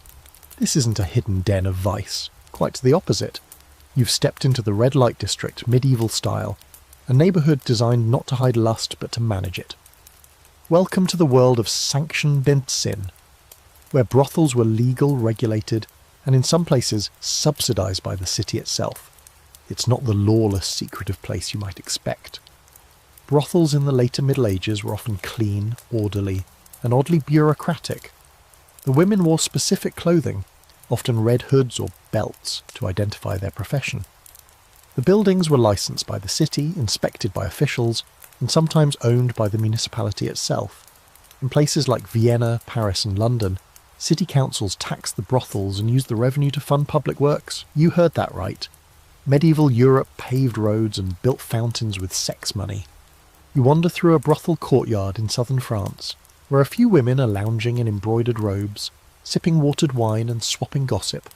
They spot you immediately. New face, curious eyes, bad at pretending you're here for business. One of them, a sharp-witted woman with auburn hair and a knowing smile, beckons you over. "You here for the tour or the sermon?" she teases. You get the sense she's said that to more priests than tourists. Her name is Evelyn. She's not just a worker, she's the unofficial boss, the madam. She negotiates with the tax collector, screens potential clients, and makes sure the women under her roof are paid and fed. No pimps, no thugs, just a system of controlled indulgence, crafted as much for public safety as for pleasure. And this isn't just tolerated, it's encouraged. The church's stance on prostitution was, in its way, disturbingly pragmatic. St. Augustine had claimed that without prostitution, lust would cause chaos. So better to contain it, the thinking went, like a fire kept in a hearth. The brothel became a pressure valve, a place for unmarried men to relieve temptation without corrupting good women. In Florence, there was even a city-funded brothel called the Casa delle Donne, where sex workers received meals, medical care and police protection in exchange for regular reports on their clients' behaviour. Of course, the reality wasn't so clean. While some women found independence and community within the system, others were forced into it, by poverty, coercion or family desperation. Girls as young as 12 were put to work under the guise of servants, only to be trained into the profession. Some were kidnapped, others were sold by their parents. Once inside, it wasn't easy to leave, especially if you had debts, or a child, or nowhere else to go. The line between sex work and slavery was often paper thin, and sometimes not even that. Aveline, your sharp-eyed guide, tells you as much without flinching. Some of us chose this, others didn't. Either way, it's work. Her voice is steady, not bitter, just resigned. Men come in looking for pleasure. We sell it like bread and wine. Doesn't mean we're empty. You look at the other women, laughing, card-playing, one napping with her feet propped on a barrel, and realise she's right. They have lives, stories, tempers and dreams. They're not vessels. They're people surviving a system that alternately punishes and profits off their bodies. And here's where it gets weird. In some towns, brothels were located right next to churches, literally side by side. You read about one Parisian priest who complained that the moaning from next door made it impossible to preach during evening mass.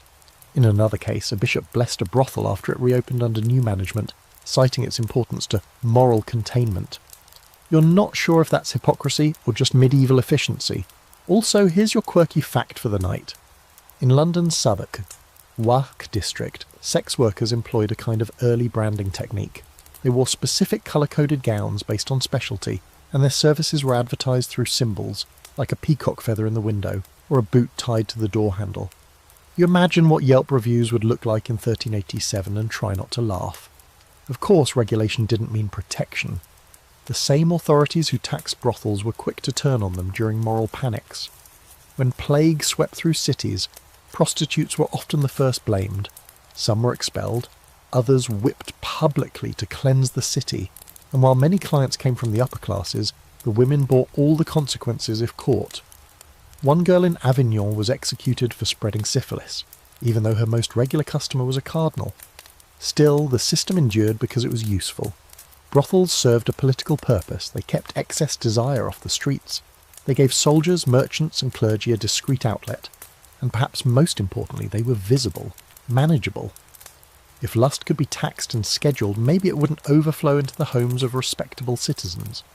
Scholars are still debating how much agency medieval sex workers really had. Some argue that the brothel system was exploitative from top to bottom, a machine of control and shame. Others see moments of autonomy, women who rose to positions of power, ran their own establishments, or even retired with wealth and property. There are records of former prostitutes becoming respected landowners, midwives and even nuns. One particularly bold woman in Flanders sued a nobleman for breach of contract and won. Back in the brothel, Aveline shrugs off a question about retirement. Maybe one day I'll open a bakery, she says. Something sweet, something quiet. But for now, she's in charge here. And in a world that tries to own and silence women like her, that's no small thing. As you leave the district, the sound of music and laughter fades behind you. It's getting dark, but the lamps are lit. Life continues.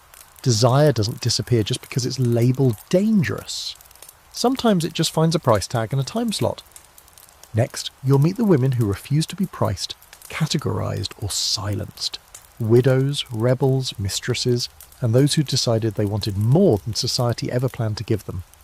Not actually be her cousin. The two women share a home, a bed and a business. And while they never say aloud what they are to each other, the answer hums in the space between their words. They operate in that liminal zone where the village isn't quite sure what's going on, but no one dares ask. Joan smirks when you bring it up. I dye silk, she says, not explain myself. In a world where women were supposed to marry or retreat to a convent, she's chosen a third option, self-sufficiency. And then there are the mistresses.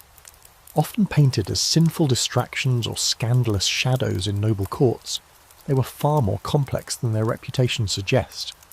You find yourself at a manor house outside the city where a well-dressed woman named Isolde greets you in a garden that smells like lavender and clove. She's the long-time mistress of a wealthy baron, no secret, no shame. She has her own servants, her own rooms, and a pearl necklace that probably costs more than a peasant's farm. Isolde isn't a scorned woman, she's an institution. His wife manages the estate, she tells you, and I manage him. She chuckles, but there's truth in it. While noble marriages were often political, mistresses offered emotional intimacy, sensuality and companionship, things that didn't always survive arranged unions. Some wielded genuine power. Agnès Sorel, mistress of King Charles VII of France, had political influence and a say in court affairs. She also wore low-cut gowns that scandalised the church and set fashion trends across Europe.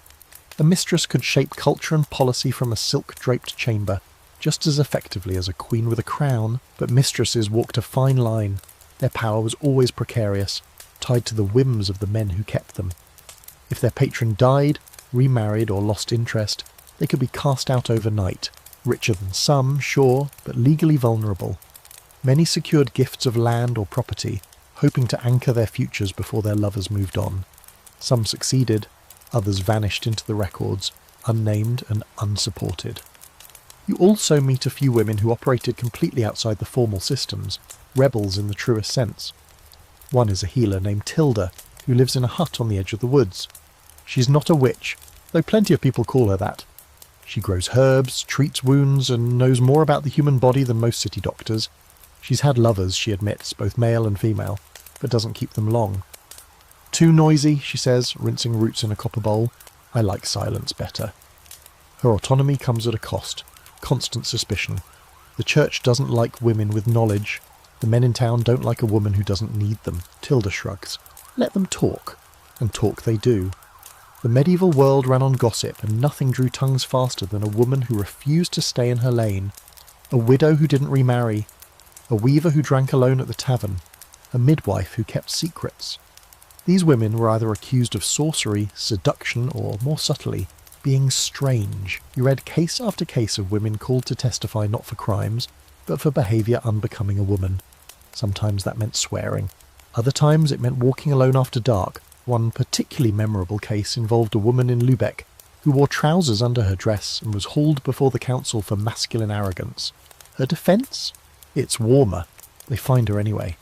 And here's your fringe fact of the night. In a few regions, especially in late medieval Germany, women's guilds allowed single or widowed women to join as full members and even vote on business decisions.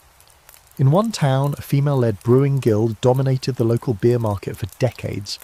They brewed, they profited, they enforced quality standards with a kind of delightful ferocity. One document refers to them as the Hop Sisters. If the men complained, the women raised the prices. These stories challenge the tired narrative that medieval women were all docile, silent, or confined to marriage. They weren't. Many were loud, resourceful, strategic. They moved through systems meant to limit them, and found cracks to slip through. Some climbed, some barged. Some, like Joan and Tilda and Marjorie, simply stepped aside and built new paths entirely. But scholars still debate just how free these women really were. Some argue their autonomy was always on a knife's edge, easily revoked if they stepped too far out of line. Others point to evidence of lasting influence. Women who left wills, ran estates, and wrote letters that reshaped family fortunes. You can almost hear the tension in the sources. Were these women exceptions or proof that the rules were never as rigid as they seemed? As you leave Marjorie's cottage, the street glows in the early evening light. The girl passes by carrying a bundle of herbs. A merchant's wife barks orders at a servant. Two older women sit on a stoop gossiping about a neighbour who smiles too easily. Life continues, full of contradictions. Women in the Middle Ages were saints, sinners, wives, widows, mothers, witches, rulers, rebels, and often all of those at once. Next you'll run your hands across fabrics that do more than keep people warm, silks and furs that seduce, conceal and reveal. Because when everyone says desire is sinful, even clothing becomes part of the game. You run your fingers along a bolt of fabric draped across a merchant's table, deep crimson velvet, smooth as sin. Even in the noisy bustle of the market, surrounded by clanging bells and shouting vendors, this cloth seems to hum with silent suggestion. Clothing in the Middle Ages wasn't just about staying warm or showing status. It was seduction, armour, manipulation, sometimes all at once. It whispered things no mouth dared speak. Because when the church preached modesty and restraint, people did what they always do. They got creative. The merchant waves you over, eager to show off his imported goods. He holds up a length of fine Italian silk, dyed blue with crushed lapis and thin as breath. It catches the light, shimmer slipping over its surface like water. For noble ladies, he says, but you can tell it's not meant to cover much. In the upper classes, layers of gauze and silk weren't just luxuries. They were strategic distractions, a neckline that dipped just far enough, a sleeve that clung to the curve of a wrist, a hem that lifted a little too high in motion. Skin was always a flicker away. Sumptuary laws, those fancy words for clothing restrictions, were supposed to stop this. Issued by the church and secular authorities alike, they dictated who could wear what. Commoners couldn't wear velvet. Prostitutes had to wear specific colours. No woman could wear pearls unless her husband earned a certain income, and no one, not even queens, was supposed to show too much flesh. Naturally, everyone ignored these laws or found clever ways around them. You see a woman passing by in a gown that hugs her hips a little too closely, the lacing along her back deliberately tight. Her head is covered, yes, because modesty, but her hair peeks out in golden curls from beneath her veil. That's intentional. In fact, hair itself was considered wildly erotic. Theologians wrote treatises about it. St. Paul said women should keep it covered, lest they tempt men into sin. But behind closed doors, hair was unbound, brushed, scented, and displayed for lovers like a personal striptease. Then there are the shoes. Oh, the shoes. In the late Middle Ages, men wore poulaines, long, pointed shoes that stretched several inches past the toes, curving up like a wink. The church hated them, called them prideful, sinful, obscene. Why? Because the longer your shoes, the richer, and therefore more sexually suspect, you appeared. In some regions, the points were rumoured to indicate the size of another protrusion. You try not to laugh, but the logic is deliciously absurd. Women had their own tricks, fitted bodices, side lacing that accentuated the waist, cloaks that could be pulled closed or left open just enough. Even the smell of clothing mattered. Garments were often infused with herbs, rose, lavender, frankincense, scented signals that said I'm clean, I'm wealthy, or sometimes I'm ready. There were no Chanel counters, but the effect was the same. Smell, texture, colour, each a code. The church, of course, panicked. Over and over, sermons warned that rich fabrics led men to sin, and women who dressed too finely were temptresses of the devil. One preacher warned that silk clung to the body like Satan to a soul. Another said fur-lined sleeves were like velvet paths to hell. You wonder if he ever touched one. And here's a quirky fact for the night. Some medieval men wore codpieces, little fabric pouches at the front of their hose, not just to protect themselves, but to exaggerate what they had. Early on they were functional, but by the 15th century they'd grown ambitious, padded, stuffed, embroidered. Some were shaped like literal animal heads or held open like flower petals. One even had a tiny dagger sewn to it, for no discernible reason except maybe overcompensation. The codpiece became such a symbol of masculine virility that scholars today still debate whether it was more about sex or status, or both. A knight in a well-fitted doublet with an oversized codpiece wasn't just saying I'm a warrior, he was also saying I have heirs. And possibly I have syphilis, since some were designed to hold medicated cloths for infected men. But let's not ruin the fantasy just yet. Meanwhile, in courtly circles, fashion turned into foreplay. Lovers would give each other clothing tokens, a glove, a ribbon, a sleeve. These weren't just sentimental, they were invitations. A ribbon worn on the arm signalled devotion, a dropped handkerchief could launch a scandal. You read one love poem where a man spends 10 lines describing the texture of a woman's stocking before ever mentioning her face. Clothes made the body visible and hidden at once, a game of suggestion and denial. Not all messages were private. In some places, clothing became political.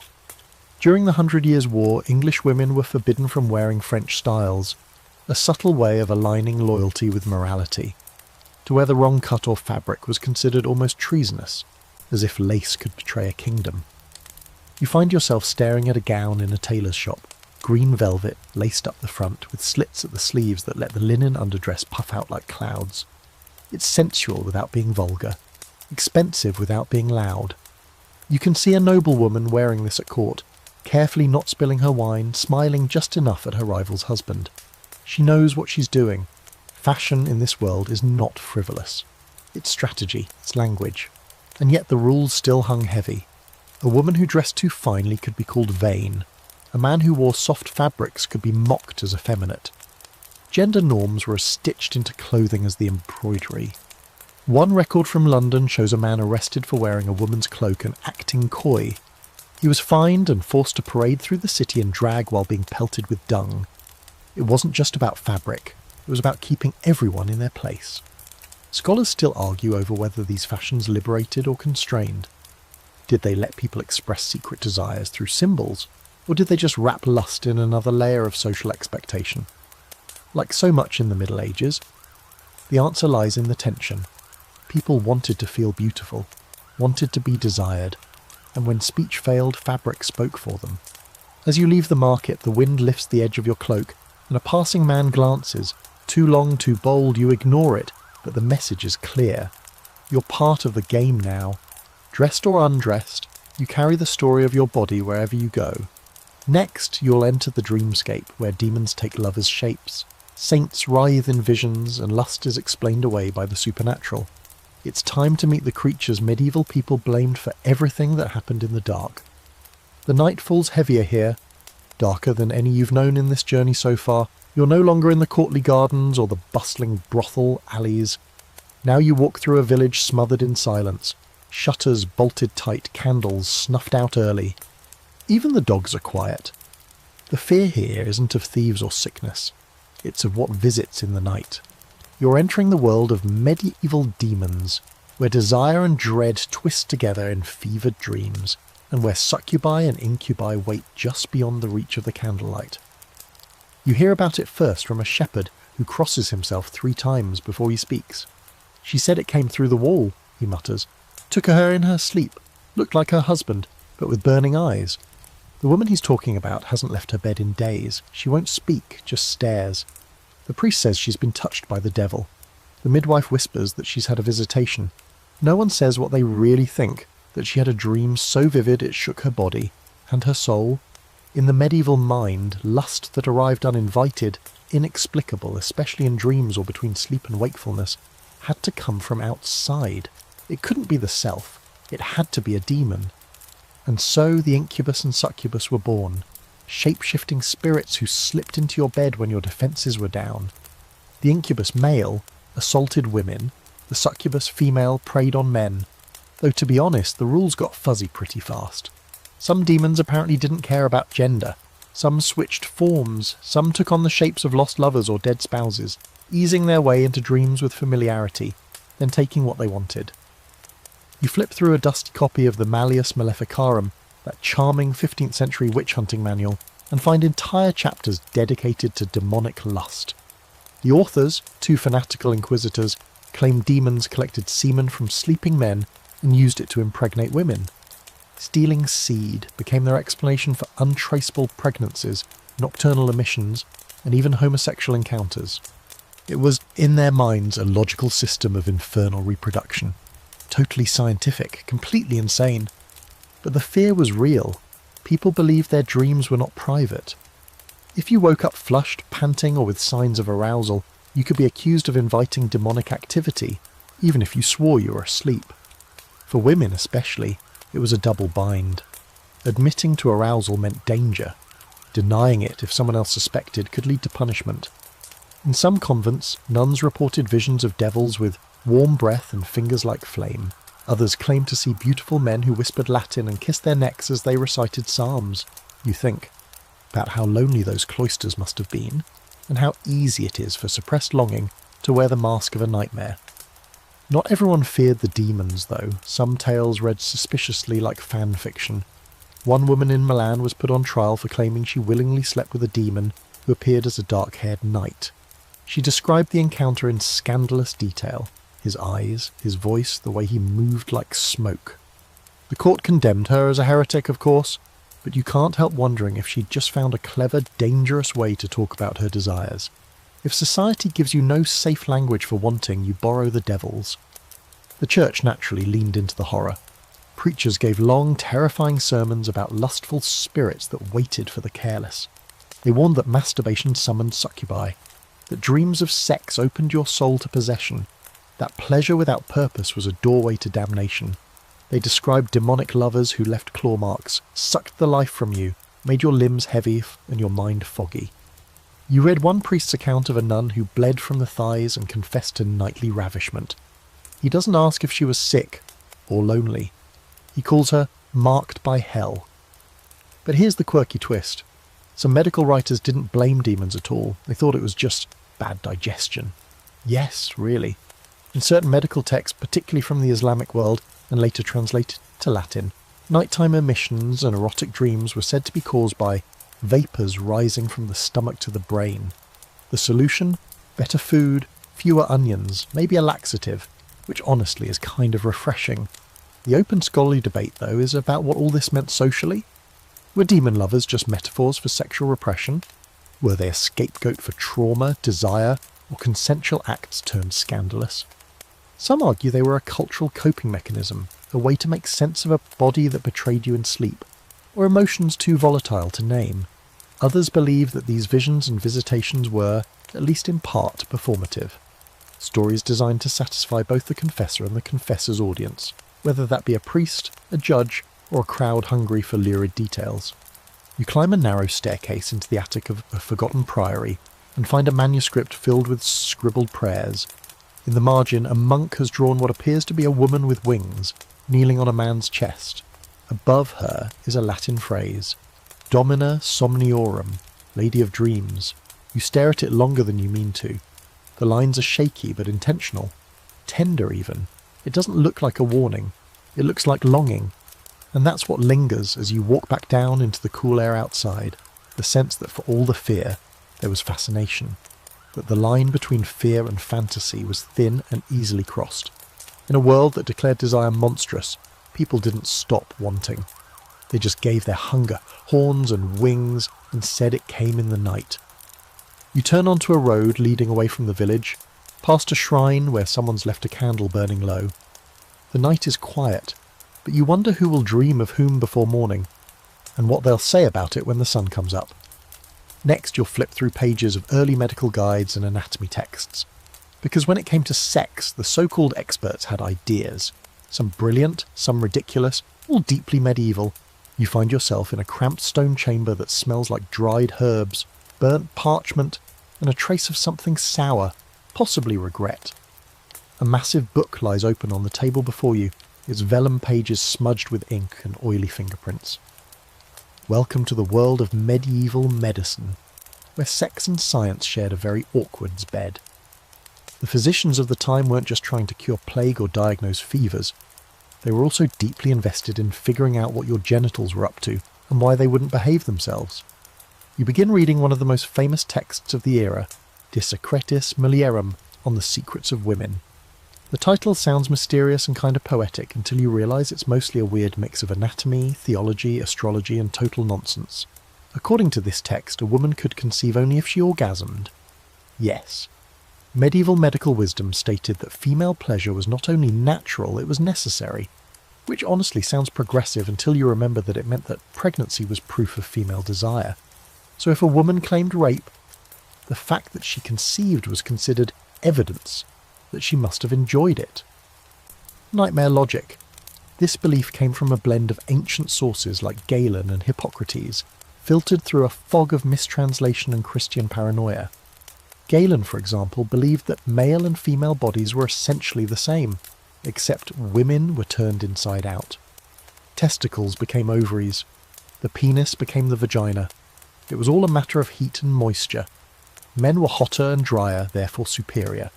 Women were cold and wet, therefore unstable, emotional, and frankly, it's a bit leaky. You flip to an anatomical drawing of a woman, and it's mostly guesswork. No nerves, no clear reproductive system, just a kind of mysterious hollow tunnel leading to a vaguely defined womb shaped like a wine flask. Next to it, a caption reads, "The uterus has 7 chambers, 3 for boys, 3 for girls, and 1 for monsters." You blink. Monsters. Yes, apparently the 7th chamber could produce changelings, freaks, or demons, depending on the alignment of the stars and how much garlic the mother had consumed. You don't know whether to laugh or cry. Still, there was a logic to their madness. Medieval physicians believed in the 4 humours: blood, phlegm, black bile, and yellow bile. These governed everything from your temperament to your sex life. Too much blood? You were lustful and rash. Too much black bile? Melancholy? Probably celibate. Sexual desire, they believed, was caused by excess heat. That's why women were often considered more sexual than men. They were thought to store more internal moisture, which built up pressure and needed release. So yes, in some texts, female masturbation was actually recommended as a form of treatment. Better to spill than to swell, wrote one medical friar, and if that isn't the tagline for an herbal supplement, it should be. But while the theory suggested women had stronger sexual appetites, socially, this was a ticking bomb. A woman who was too lusty was seen as dangerous, unnatural. There were endless debates about how to control female desire. Cold baths, chastity belts, heavy diets of lentils and vinegar. One guide recommended wearing rough woolen garments to discourage the senses. Another suggested keeping women occupied with embroidery to avoid idle and wandering thoughts. You picture a nun stitching flowers into linen while thinking about the monk who smiled at her yesterday, and wonder how effective that really was. Men didn't get off much easier.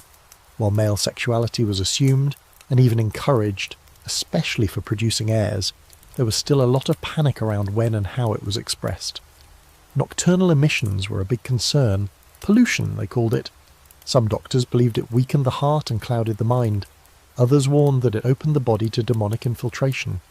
One poor student in Paris reportedly confessed to ejaculating in sleep thrice weekly, and was told to fast, pray, and sleep on hard boards until the devil left his loins. You find a particularly bizarre passage in a physician's notebook explaining how to determine if a woman was a virgin. According to him, you should examine her urine, watch her walk, and see whether she laughs too easily.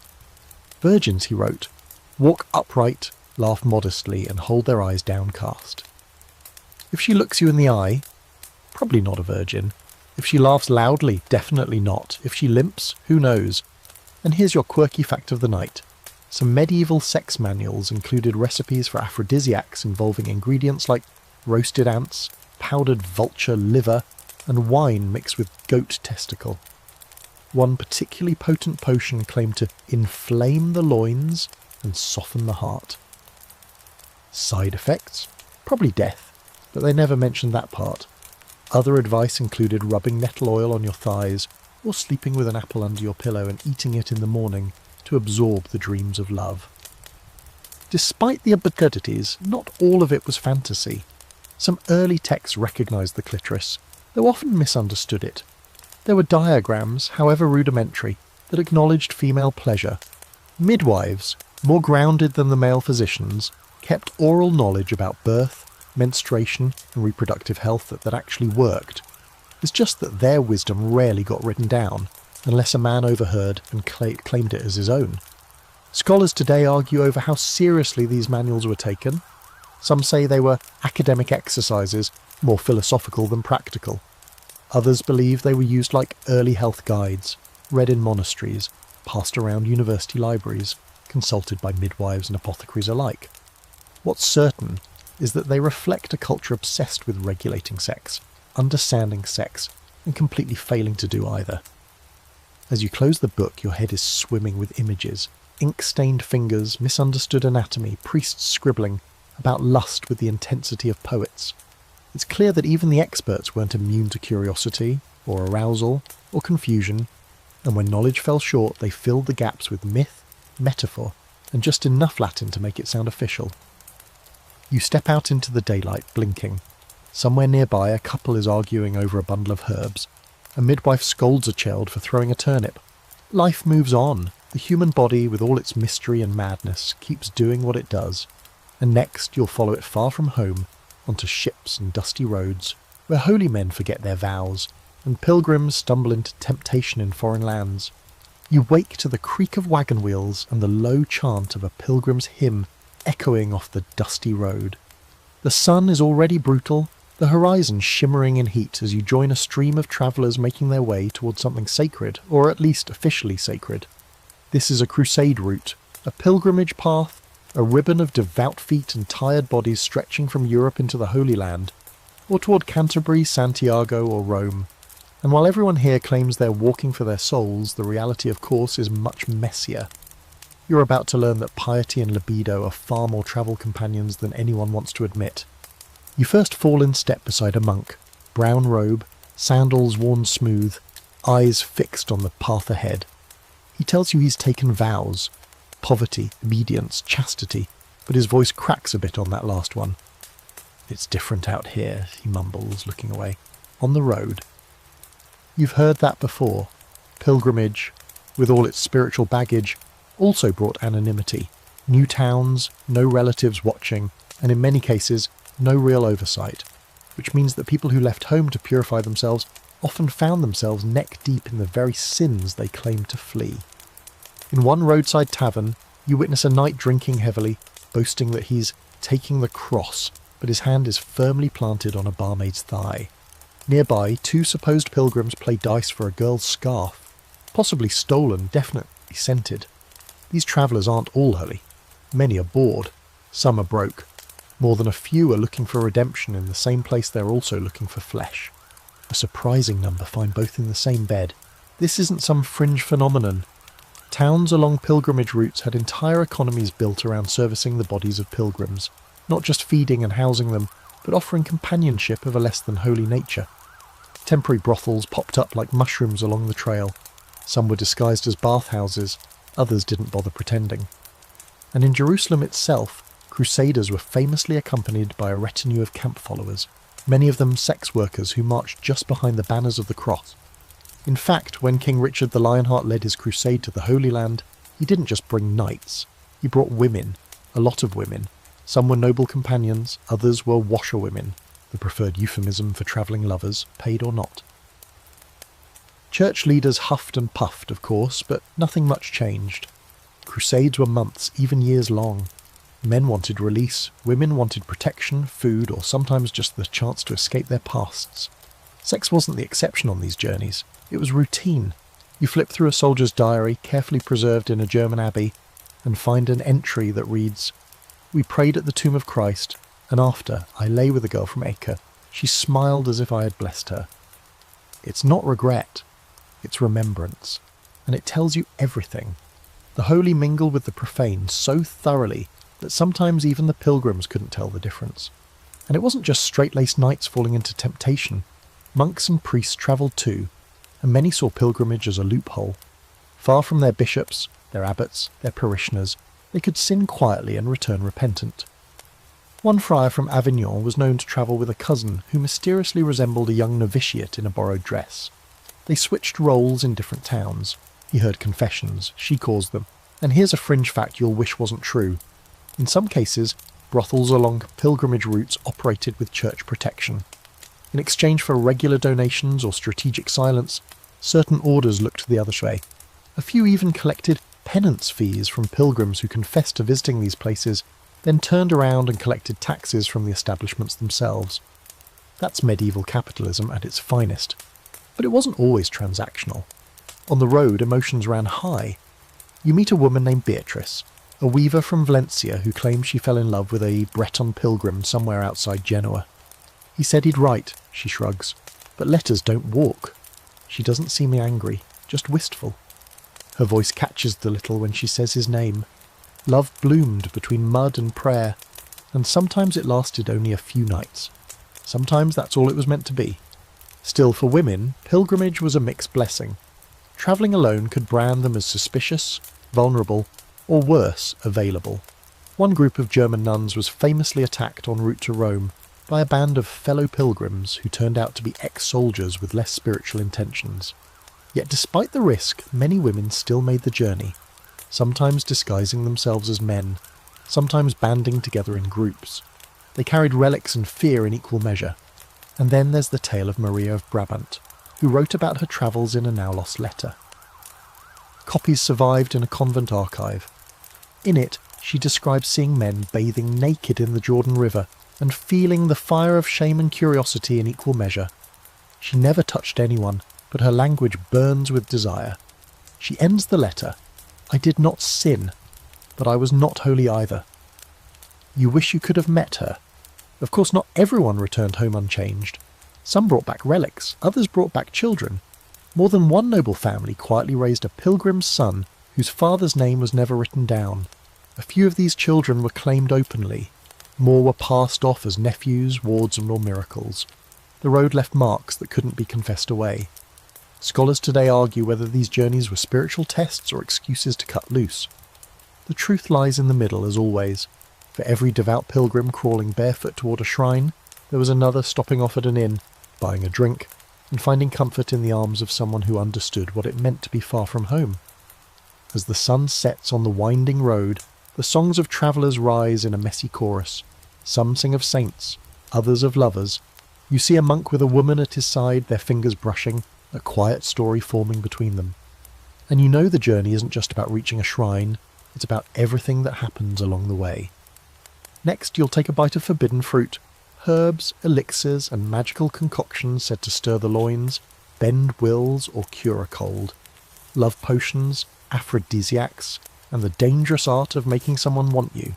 You open the door to an apothecary shop and immediately feel like you've stepped into a sorcerer's pantry. The smell's overwhelming.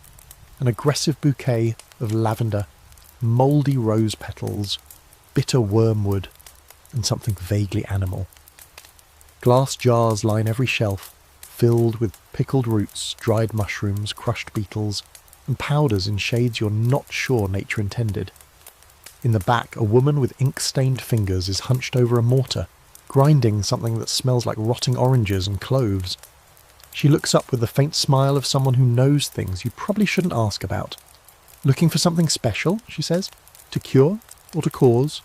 Welcome to the world of medieval aphrodisiacs and love potions, where desire could be coaxed from a bottle, attraction stirred into a brew, and heartbreak cured with just the right powder, tucked into a lover's wine. In a time when open talk of sex was dangerous, people turned to plants, superstition, and a dash of kitchen witchery to get what they wanted, without ever saying it out loud.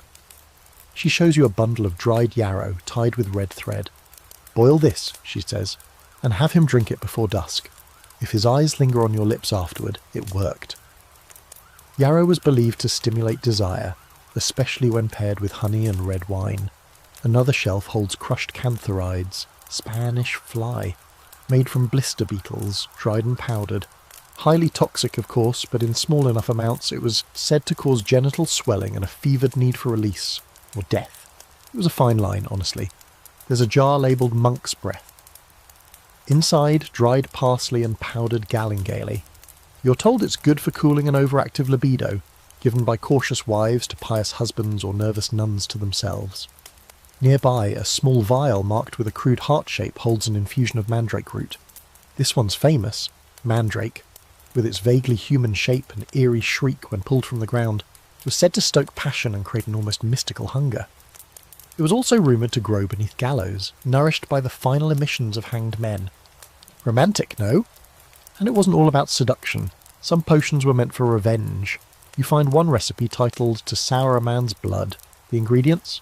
Mustard seed, sour wine, grave dirt, and fingernail clippings. Women would slip a few drops into a lover's drink to make him weak, less aggressive, or, in some cases, impotent. Whether it worked or not didn't matter. The belief did. Still, most of these concoctions weren't evil or malicious. They were just hopeful. In a world where marriages were arranged, options limited, and desire often dangerous, people reached for control wherever they could find it. A girl with no dowry might try a love charm to catch a merchant's eye. A young man too shy to speak might wear a bag of rosemary and a nace sewn into his shirt, praying the scent would give him confidence. Every herb had meaning, every blend a story. You learn that garlic rubbed on the thighs was thought to bring heat to the loins. Nutmeg, powdered and sprinkled on wine, was believed to loosen tongues and tighten bedsheets. Fennel, when worn in a locket, could repel unwanted attention, which feels like the medieval version of ghosting.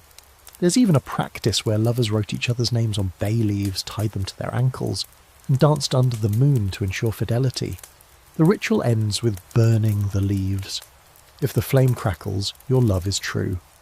If it hisses, someone's cheating. But not all love magic was herbal. There were prayers, incantations, and talismans too.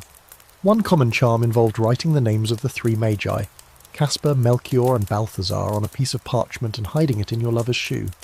Supposedly, this would make them dream of you and wake up with their heart tilted in your direction. Another involved pressing a blessed coin to the tongue and whispering your beloved's name 9 times. If they looked at you before sunset, the spell had worked. And here's your odd fact for the night. In some rural regions of Eastern Europe, villagers believed that semen collected from a linen bedsheet, yes, collected, could be used to create a love salve when mixed with rose oil and ground bees. The concoction, rubbed on the lips and wrists, supposedly made one irresistible. You try not to gag. The desperation is palpable, but also kind of poetic. People were willing to believe in anything if it meant being wanted. Of course, the church hated all of this. Love magic was considered a form of sorcery. Aphrodisiacs, especially those that worked without consent, bordered on demonic. Women caught making love charms could be charged with witchcraft. One woman in 1327 was accused of causing a man's unnatural fixation by boiling a love root in goat milk under the new moon. Her punishment? Flogging and exile. The man got a sermon and a slap on the wrist, but people didn't stop, they just got quieter. Recipes passed from mother to daughter, lover to lover, hidden in cookbooks between soup instructions or scribbled in margins of medical texts. Some wore their charms in hair braids, others stitched them into the hems of dresses. If you were clever, no one ever knew. Historians still debate how seriously to take these recipes. Were they actual attempts at chemistry, emotional placebos, or just rituals, little acts of control in a world full of uncertainty? Probably all three. What's certain is that the desire to influence love, to stir lust, to protect or provoke the heart, was as real as any miracle claimed from a saint's shrine. As you leave the apothecary, a girl with a basket slips past you, a sprig of rosemary tucked behind her ear. She looks back just once to see if anyone noticed. You did, and maybe someone else will too. Next, you'll climb the steps of castles and courtrooms to see how marriage and power twisted together, where monogamy was preached, but political alliances often came with side flings, concubines and expectations that had little to do with love. You're in the great hall of a stone castle now, under a ceiling so high it seems more concerned with impressing God than keeping the heat in. Tapestries line the walls, scenes of hunts, battles, and noble weddings where no one looks particularly happy.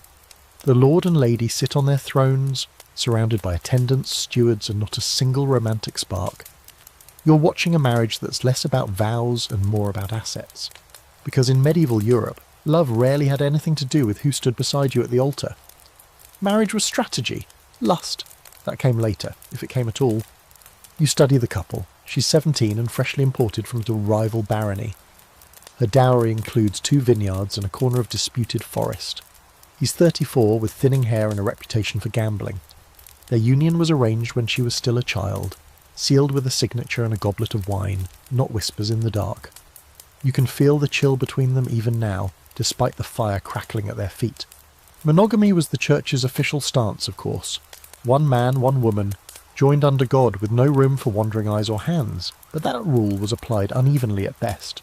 For nobles and royals, marriage was a tool, a political contract, an alliance brokered in bloodlines and land.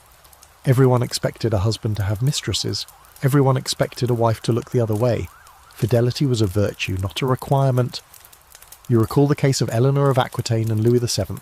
Their marriage was an unqualified disaster, politically and sexually. She was sharp-tongued and confident. He was devout, awkward, and barely interested. They produced 2 daughters, no sons, and after years of frosty silences, she had the marriage annulled. Her next husband, Henry II of England. They had 8 children, at least 2 legendary affairs, and enough marital dysfunction to fuel a Shakespeare cycle. Monogamy clearly was flexible, but while kings and lords had room to roam, women didn't. A wife caught in adultery could lose her title, her land, even her life. In some regions, an unfaithful noblewoman was imprisoned or forced into a convent. One duchess in Brittany was sewn into a sack and drowned for a rumoured affair with a knight. Her lover? Flogged, mildly, then reassigned to a post in the countryside, justice medieval style. Not all powerful women accepted this quietly. You read about a Castilian queen who kept her own lovers and dared anyone to challenge her. One of them, a poet, wrote that she touched him like a lioness and ruled him like a king. She wasn't punished. Her bloodline was too valuable, but her name was scrubbed from several court records, as if desire itself were something you could redact. It wasn't just nobility playing the game. Wealthy merchants in cities like Florence and Bruges also arranged marriages for profit. Their wives were expected to be silent, fertile, and dressed appropriately. One record shows a man fining his wife 10 silver coins for wearing green silk without prior approval. Another forbade his spouse from singing during supper because it was too joyful for a matron. Meanwhile, the same men kept courtesans on stipends and visited brothels under the guise of business meetings. And here's your quirky fact for the night. In 14th century Italy, there was a custom called friari, where noblemen arranged for their wives to have social companions, younger men, often poets or musicians, who were allowed to escort them to events, flatter them, and even share private moments. Officially, it was all very platonic. Unofficially, well, the husbands weren't exactly checking in every night. Some of these companions ended up in the wives' wills or in anonymous poetry that never quite died out. The church kept trying to intervene. Bishops preached that marriage was sacred, and any deviation from it would lead to eternal damnation or, worse, scandal. Priests gave sermons on the sanctity of the marriage bed. But they rarely called out powerful men. The rules were strict for peasants, enforced for commoners, and optional for anyone with a title. You start to realise that medieval monogamy was more about managing appearances than managing desire. Even the marriage ceremony itself had multiple versions. The church preferred marriages to happen before a priest, with witnesses and vows. But plenty of unions were sealed with nothing more than a verbal promise and a roll in the hay. Canon law eventually recognised these so-called clandestine marriages if they met certain criteria: mutual consent and consummation. In one famous case, a woman proved her marriage by producing the stained sheets, not from the wedding night, from a week before, behind a barn. Divorce in the modern sense didn't exist. Annulments did, but they were expensive and required a good excuse, usually consanguinity, turns out you were cousins, impotence, or evidence the marriage hadn't been consummated. Some couples faked these things to escape unhappy pairings. One man even hired a friend to testify that his wife smelled so foul it prevented intimacy. She claimed he simply didn't know what he was doing. The court ruled in her favour. Polygamy, officially banned, still made shadow appearances. Kings took concubines. Nobles kept unofficial second wives. In some cases, especially in border regions or among crusaders far from home, men had temporary wives, women they lived with, fathered children with, and then abandoned when they returned. The church occasionally tried to legitimise these unions or baptise the children, but mostly they were just brushed under the velvet rug of political expediency. Scholars still argue over whether medieval people believed in romantic love within marriage. Some did. You read letters between noble spouses filled with real affection. One knight wrote to his wife, "Your absence wounds me like a blade, and your letters are my only bandage." Sweet, right? But they were the exception and not the rule. Most marriages were work, strategic, public, controlled. As you leave the hall, the newlyweds are nowhere to be seen. Upstairs, their bedding is probably being watched by the chaperones with wine breath and high expectations. Whether they find desire or just duty tonight, no one seems to care. The alliance is made, the land is secured, the rest is details. Next, you'll sneak down into the cellar of lineage, the place where illegitimate children were born, hidden, claimed, or cast aside. Because nothing complicates medieval sex more than a baby born in the wrong bed. The hallway is narrow, the candles low. You follow a midwife down a winding back stair, past the sleeping nobles and polished halls of a manor house that pretends everything is perfectly in order. But below the grandeur, secrets swell like mildew behind fine tapestries. You step into a chamber tucked behind the kitchens, where a fire crackles and a woman cries softly into a wool blanket. She's just given birth, and from the looks exchanged between the midwife and the nursemaid, this child won't be celebrated. It wasn't born of marriage, it wasn't expected, and it's not entirely welcome. Illegitimate children in medieval society lived at the jagged edge of propriety. Sometimes protected, sometimes punished, always precarious. Everything depended on who your parents were and how willing they were to admit what happened in the dark. This baby, red-faced and squalling, is the daughter of a nobleman and a servant girl. He'll never publicly acknowledge her. He already has a legitimate heir upstairs, plump and rosy and watched by 4 nurses. But he might offer a purse of coins to the mother, a cradle, maybe a place in a convent when she's old enough, or maybe not. Sometimes the girls were sent away to foster homes, or taken in by nuns, raised as orphans with suspiciously generous dowries. Other times they were left at church doors with only a note and a whispered prayer. Among peasants, things were both simpler and harsher. A child born out of wedlock meant shame, yes, but it also meant fewer consequences, unless the father refused to claim responsibility. Bastardy fines existed in many villages. The man paid a small fee and the woman performed penance, often publicly, barefoot in church. But even in smaller communities, rumours had weight. A girl with a child and no husband became unmarriageable. Her options? Beg, work, or hope a wandering friar took mercy. In the noble class, illegitimacy was an open secret with elaborate etiquette. Kings had official mistresses, complete with households, titles, and children who were raised just a rung or two below the legitimate heirs. You read about Charles II of Navarre, who installed his favourite mistress in a tower near the castle, and sent his own wife letters filled with polite apologies and zero intention of ending the affair. Their children were educated, given land, sometimes even entered the clergy or married minor nobility. Some of these royal bastards became powerful figures in their own right. William the Conqueror, yes, that William, was famously known as William the Bastard before he took England by storm in 1066. His illegitimacy didn't stop him. In fact, he wore the insult like armour. Others weren't so lucky. Illegitimate sons could be barred from inheritance, denied titles, or forced into the church whether they wanted it or not. Women fared even worse. A nobleman's bastard daughter might be married off to a minor knight or sent to a nunnery, If she was exceptionally beautiful, she might follow in her mother's footsteps and become someone else's mistress. But love was rarely part of the equation. Legitimacy shaped futures, and the stain of being born on the wrong side of the sheets could last a lifetime. And here's your fringe fact for the night. In 13th century England, there was an actual legal term, filius nullius, used in court to refer to an illegitimate child. It means son of no one. Imagine being addressed like that in front of your neighbours.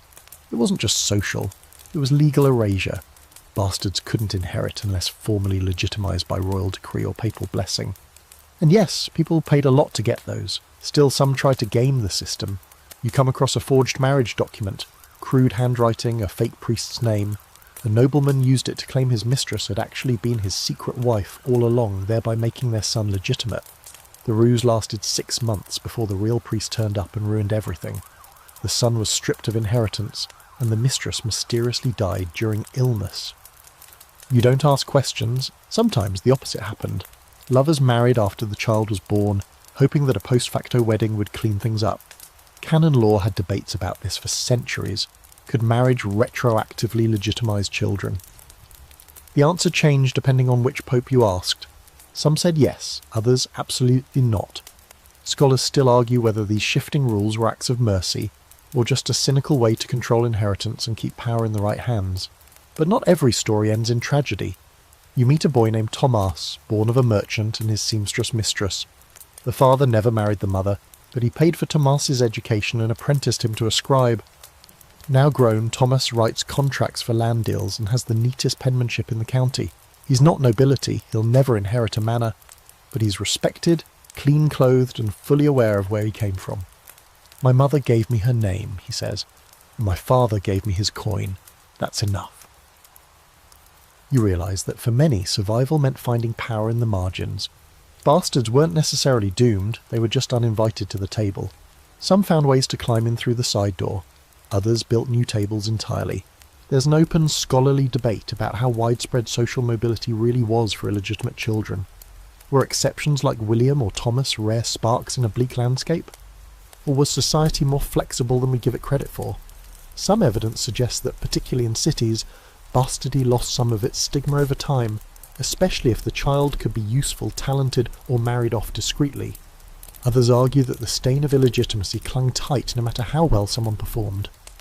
You leave the manor house quietly, careful not to wake anyone. The nursemaid hums softly to the newborn in the lower room. Upstairs, the nobleman is asleep beside his lawful wife, dreaming perhaps of neither. Somewhere in between, a life has just begun, unwanted in one sense, but not unloved. And that may be the real secret here. For all the laws and shame, hearts still found ways to break the rules. Next, you'll slip into more radical spaces, where heretics preach salvation through sex, couples share each other as property of the divine, and free love means something far older and stranger than Woodstock ever imagined. You've wandered far off the main road now, past the manors and monasteries, beyond the reach of bishops and barons. You're in a clearing ringed by trees that seem to lean in just a little too close, as if they've heard something they shouldn't repeat. There's a small gathering around a fire, men and women, young and old, cloaked in simple wool and quiet defiance. One woman sings softly, her voice weaving through the smoke. Another reads from a scroll not recognised by any official church. You found the heretics, the radicals, the ones who dared to mix sex and salvation, and weren't all that sorry about it. Welcome to the fringe movements of medieval Christianity, where doctrine is loose, desire is spiritual, and nothing is quite what it seems. You're about to meet people who believed fervently that God lived not in celibacy, but in the body, that the divine could be accessed through touch, and that denying pleasure was the real sin. You sit beside a man named Elias, broad-shouldered and intense, with fingers stained from copying texts. He tells you he's part of the Brethren of the Free Spirit, a loosely organised, wildly controversial movement that gained traction across parts of the Holy Roman Empire and Low Countries in the 13th and 14th centuries. Their core belief? That once a soul was truly united with God, it transcended sin, which meant that anything they did, anything, was no longer sinful, including sex, especially sex. The church, predictably, was horrified.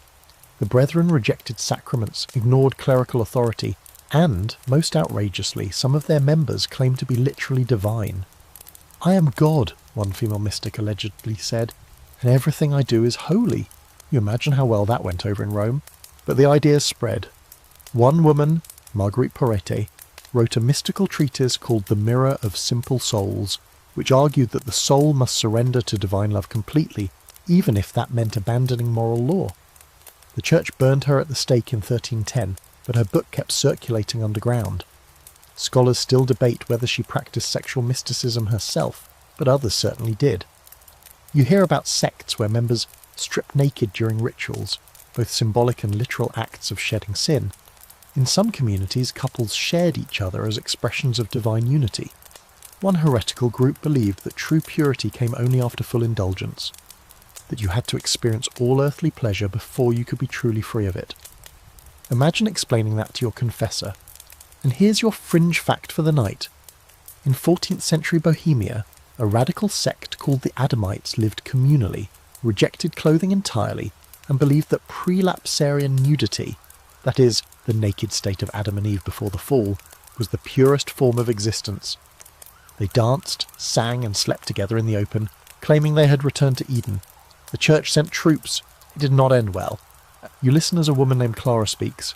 She's in her 30s, with a crescent-shaped scar at her temple and eyes that watch everything. She talks about love, not just romantic love, but sacred eros. The flesh, she says, is the scroll where God writes. For her, sex isn't just human, it's holy. She describes how, in certain rituals, lovers recite psalms during climax, how prayer becomes a kind of foreplay, how kissing, when done with intention, becomes a sacrament. Not everyone in the group practices this openly. Some still wrestle with guilt, others walk both worlds, attending mass by day, then returning to the woods by night. And yet you sense a quiet conviction among them. They're not rebelling for the thrill. They genuinely believe that desire, when embraced honestly, brings them closer to the divine. Of course, the institutional church saw this as a threat. Not just the theology, but the liberation. If people didn't fear sin, how could you control them? If women claimed sexual autonomy as spiritual truth, how could you silence them? And perhaps most terrifying of all, if peasants and wanderers could find salvation without priests or confession, what was left for the hierarchy to do? Inquisition records from France and Germany are filled with frenzied accounts of these groups. But the line between truth and slander is thin. Did the brethren really engage in orgies? Or were they accused of it because they dared to question authority? Were the Adamites dangerous, or just inconveniently naked? Even modern scholars can't agree. Some see these movements as proto-feminist, proto-egalitarian responses to a repressive church. Others argue they were chaotic, misguided, and occasionally exploitative. You meet a young couple, Mira and John, who've been living among the Free Spirit followers for 2 years. They tell you they used to be married in the official church. There was love, Mira says, but no freedom. Here they sleep with other partners sometimes together, sometimes not. But always with consent, John adds. Always with grace. You can't tell if it's working, but they look content, not ecstatic, not ashamed, just peaceful in their bodies. Still, the risk is real. If they're caught, they could be tortured, executed, erased. One former member was burned for claiming unity with God through fornication. The word fornication was underlined in red ink, probably by someone with more fear than understanding. You realise how radical it truly is, to take something the church labelled shameful and claim it as holy. To say, my pleasure does not condemn me, it connects me to the divine. It's dangerous thinking, transformative thinking, and maybe, just maybe, it's why these groups keep reappearing in history like stubborn wildflowers. You burn them, bury them, condemn them, but they come back. You leave the clearing under a sky slick with stars. Someone sings softly behind you and the fire crackles like a heartbeat. You're not sure you believe what they believe, but you understand it. Because in a world built on control, sometimes the most sacred act is simply wanting without apology. Next, you'll find yourself behind monastery walls and convent doors, where abstinence is the rule but longing lingers in silence, and where saints dream of kisses and monks carve their guilt into stone. The village fades behind you as the trees thin, giving way to a small stone chapel and an adjoining cluster of buildings that squat low against the wind. It's peaceful here. with rows of herbs growing beside a crumbling wall and a cow chewing slowly in a paddock, looking deeply uninterested in your arrival. But beyond the serenity, there's something else, a faint tension hanging in the air like smoke. You've come to witness one of medieval history's strangest obsessions, the trials of animals, where humans projected their lust, shame, and absurd moral panic onto creatures that couldn't defend themselves. That's right. In the Middle Ages, animals stood trial, real ones, with judges and witnesses, and accusations that usually sounded like fever dreams scribbled by a monk on a bad mushroom trip, and many of these trials, absurd as it sounds, centred on sex. You step into a small church courtroom where the scent of incense can't quite mask the underlying aroma of something more, barnyard. At the front, a pig sits chained beside a bailiff, squealing occasionally. The crowd watches grimly. The charge. Carnal knowledge of a child. The prosecutor, a local priest, reads the indictment aloud, voice trembling with equal parts disgust and piety. The audience nods solemnly, you want to scream. The pig scratches itself. This wasn't an isolated case. Dozens, maybe hundreds, of animal trials took place across medieval Europe. Pigs, bulls, goats, and even roosters were brought to courtrooms and accused of crimes, often sexual in nature.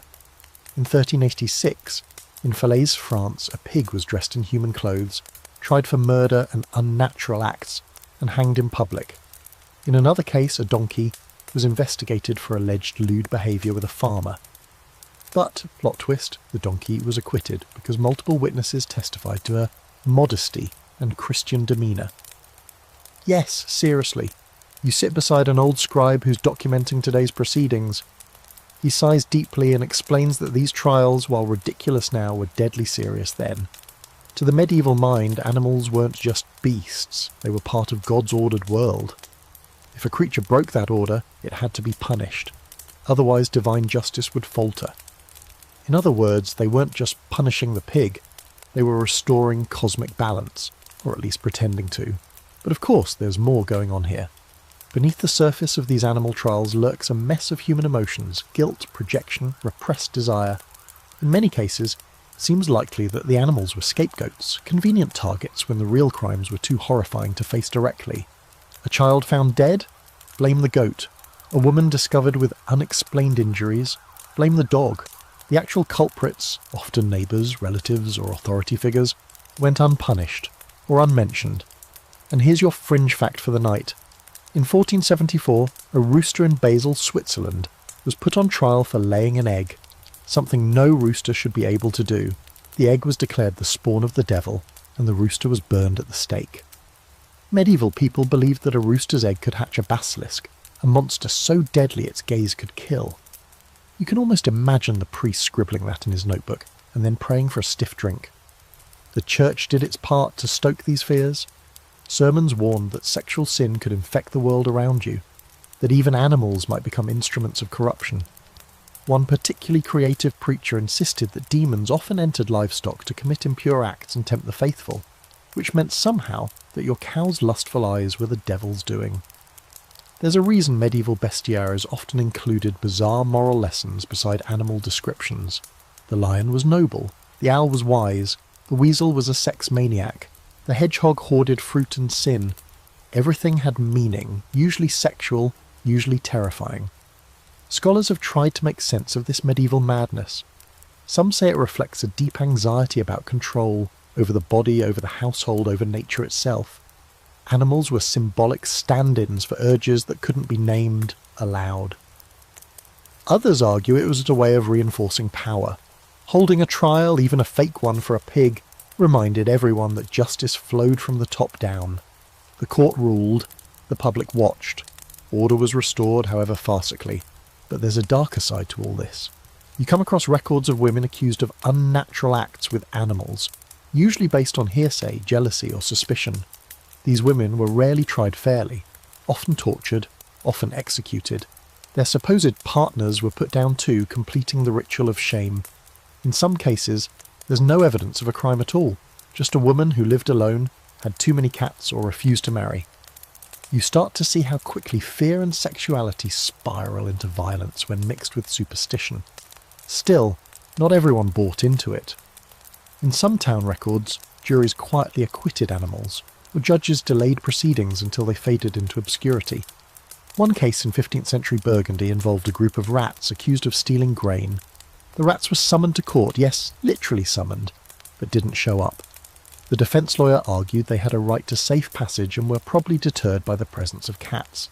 The judge, possibly realising the absurdity, let it go. And yes, this actually happened, with written transcripts.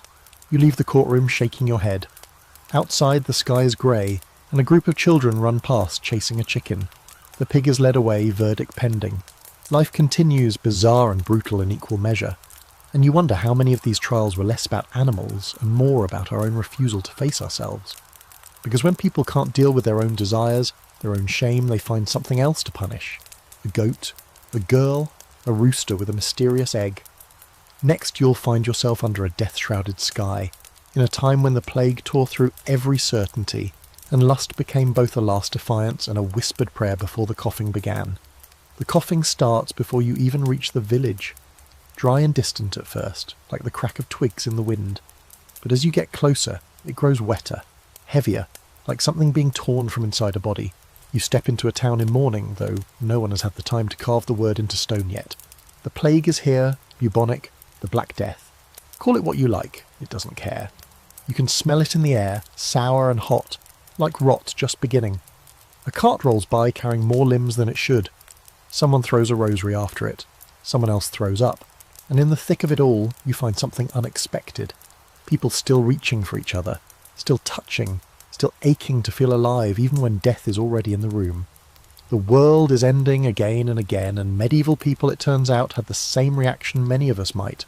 Panic, prayer and pleasure. Some turned holy, others turned wild, and many drifted between the two depending on the hour, the sermon, or who was offering them a drink. You duck into a tavern, one of the few still open, and find it strangely full. The barkeep is coughing into his sleeve but still pouring ale. Two men argue about whether the world will end in fire or frogs. A woman is perched on a man's lap kissing him between drinks.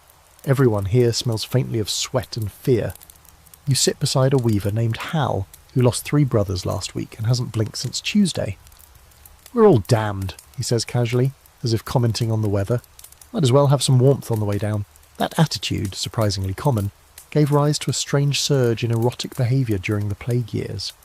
People flocked to brothels, not just for sex, but for comfort, for escape, for the illusion that life still had some sweetness left.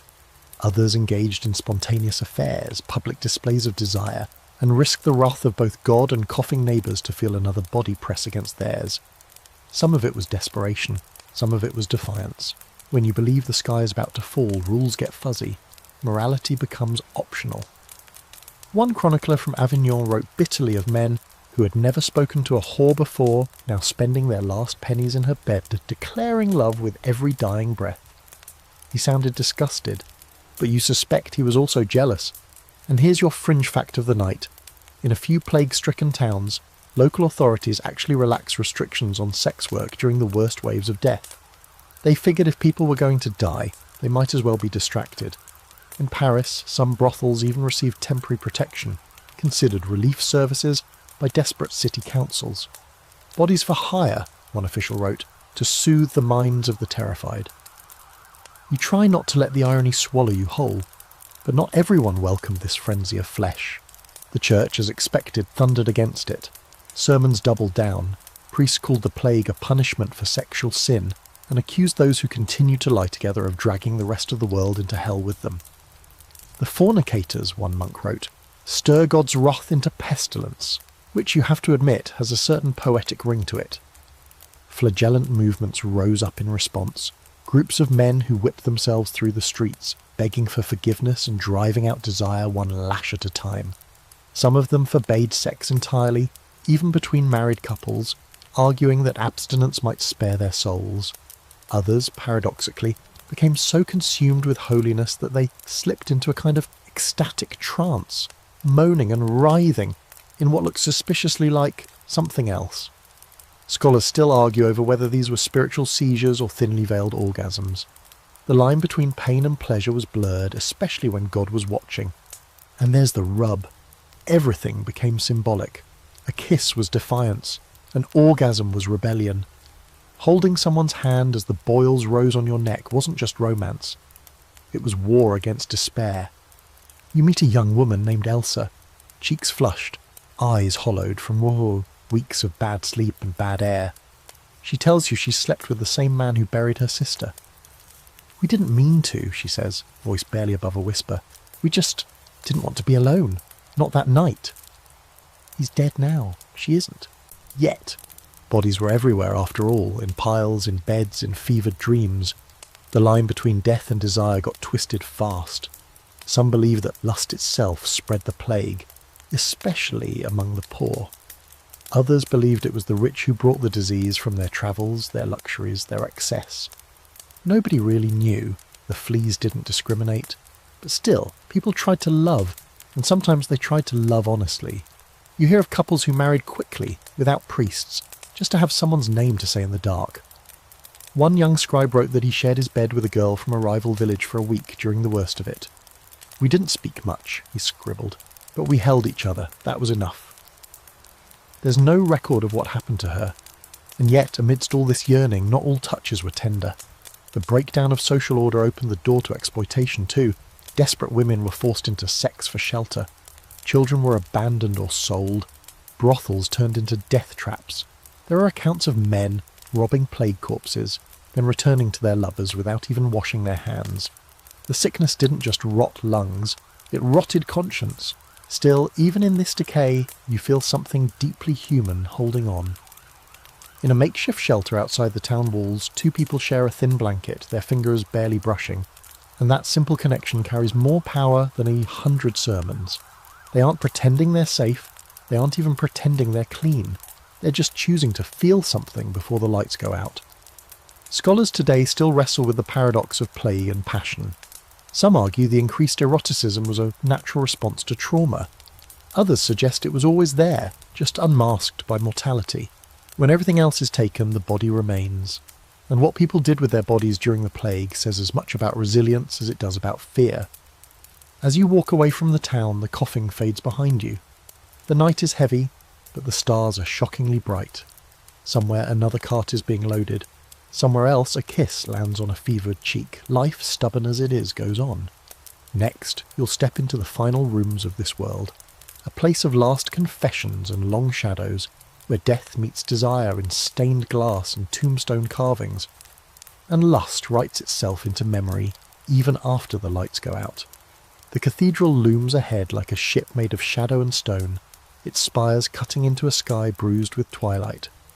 You walk toward it slowly, boots echoing on worn cobblestones slick with yesterday's rain. This is the end of the journey, not just yours, but theirs, the lords, the lovers, the outlaws, the sinners and saints. You've seen them in beds, in brothels, behind monastery walls and beneath plague-ridden blankets. Now you're stepping into the place where they all eventually come to be remembered, or to be forgotten. Inside the light is dim, caught in coloured glass that scatters fragments of saints across the flagstones. The air smells of wax and old prayers, layered thick like dust. You pass rows of wooden pews and an altar dressed in gold, but what draws your eye are the tombs. Dozens of them. Stone coffins stacked along the walls and carved into the floors, each etched with Latin, dates, and the soft lies of remembrance. Faithful husband, beloved wife, pillar of virtue. You pause at one, a knight in full armour, a woman beside him, both hands folded, eyes shut, lips still parted slightly. Lovers cast in stone, and yet you can't help but wonder, did they even like each other? Death in the Middle Ages was everywhere, and yet for all its daily presence it never stopped being dramatic. People planned for it obsessively, rewrote their wills, purchased indulgences, commissioned artwork, and even in death the question of sex lingered. Who had been with whom? Who had strayed? Who had touched desire too closely and burned for it? The Church's vision of the afterlife was rigid. Sinners faced damnation, the pure found paradise. But human memory wasn't so tidy, and neither were the gravestones. You run your fingers along one monument that's clearly had its inscription scraped off and rewritten. The new name barely hides the old grooves. Rumour has it the man buried here was excommunicated for keeping two wives, one in town, one in the countryside, and neither knew about the other until his funeral. Apparently they met while placing flowers. Things got ugly. Someone threw a candle. But these aren't just monuments, they're warnings, celebrations, excuses. The language of virtue was often code. Chaste sometimes meant got caught and repented. Modest could mean kept her secrets well. One widow, buried with a carved lily and the word pudica, meaning pure, was later revealed in court records to have run a high-end brothel out of her wine cellar. You almost admire the symmetry. Everyone dies. Not everyone gets carved in stone as a virgin saint. Then there's the art. Death and lust shared the same palette. You trace the lines of a stained glass window showing Mary Magdalene, not kneeling in repentance, but washing Christ's feet with her hair, her face tender and a little too intimate for comfort. Behind her, a bishop scowls, as if he can feel the confusion she causes. For centuries, Magdalene was the church's favourite symbol of fallen womanhood and redemption. A safe place to park all the unease around female sexuality. Want, sanctified. Desire, domesticated. On a column nearby, someone long ago carved a tiny pair of intertwined figures, barely noticeable unless you know where to look. Their faces are rough, weathered by time, but their position is unmistakable. You wonder if a bored mason left them there on a dare, or if it was a tribute, maybe even a memory. Because for all the church's lectures and threats, desire still seeped into the very walls, quietly, persistently. You walk into a side chapel and find a display of death masks, faces cast from wax and painted to resemble the deceased. Most are stoic, a few are smiling. One has lips parted just slightly, teeth barely showing. It's unsettling. She was a noblewoman, they say, who died in childbirth. But her journals survived, and in them she wrote long passages about a lover she never named. He brought her pressed violets, touched her face like she might vanish. She never mentioned her husband, not once. And here's your fringe fact of the night.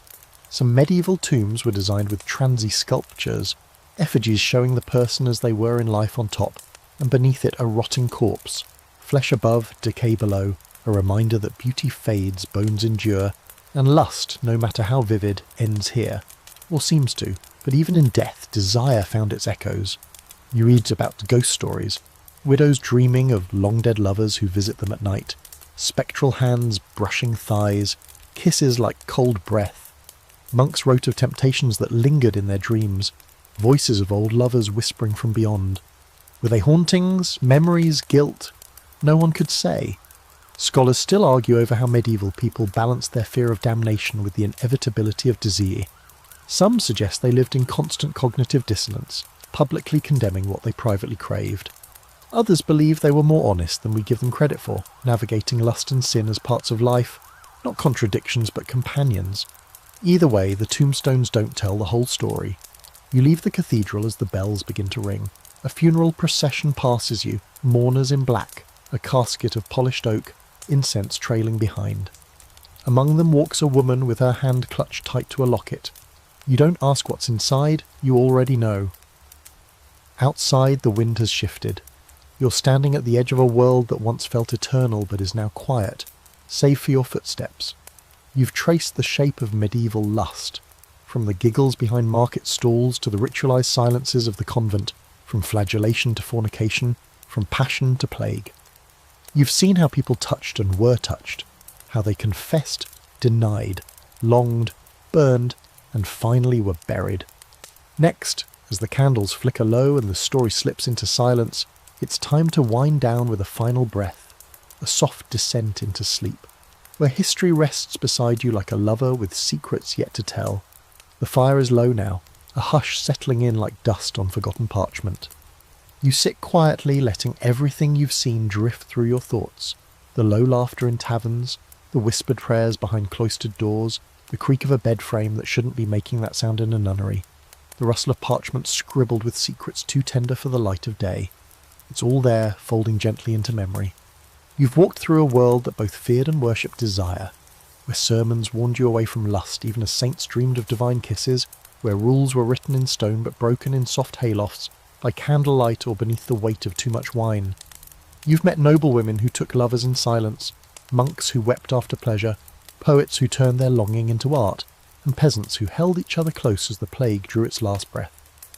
You've learned that sin, in medieval times, wasn't just something done.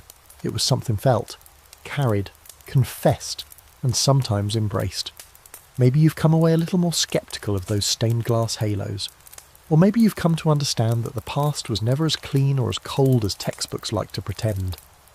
The truth is, desire has always pulsed just beneath the surface, messy, tender, shameful, sacred. So as you ease under the covers tonight, remember, history isn't made only in battlefields and courts, but in bedrooms and back alleys, in love letters and lace hems, in quiet, aching moments that no one thought to write down but somehow survived anyway. The lights are low, the story's done, and the past for now can rest.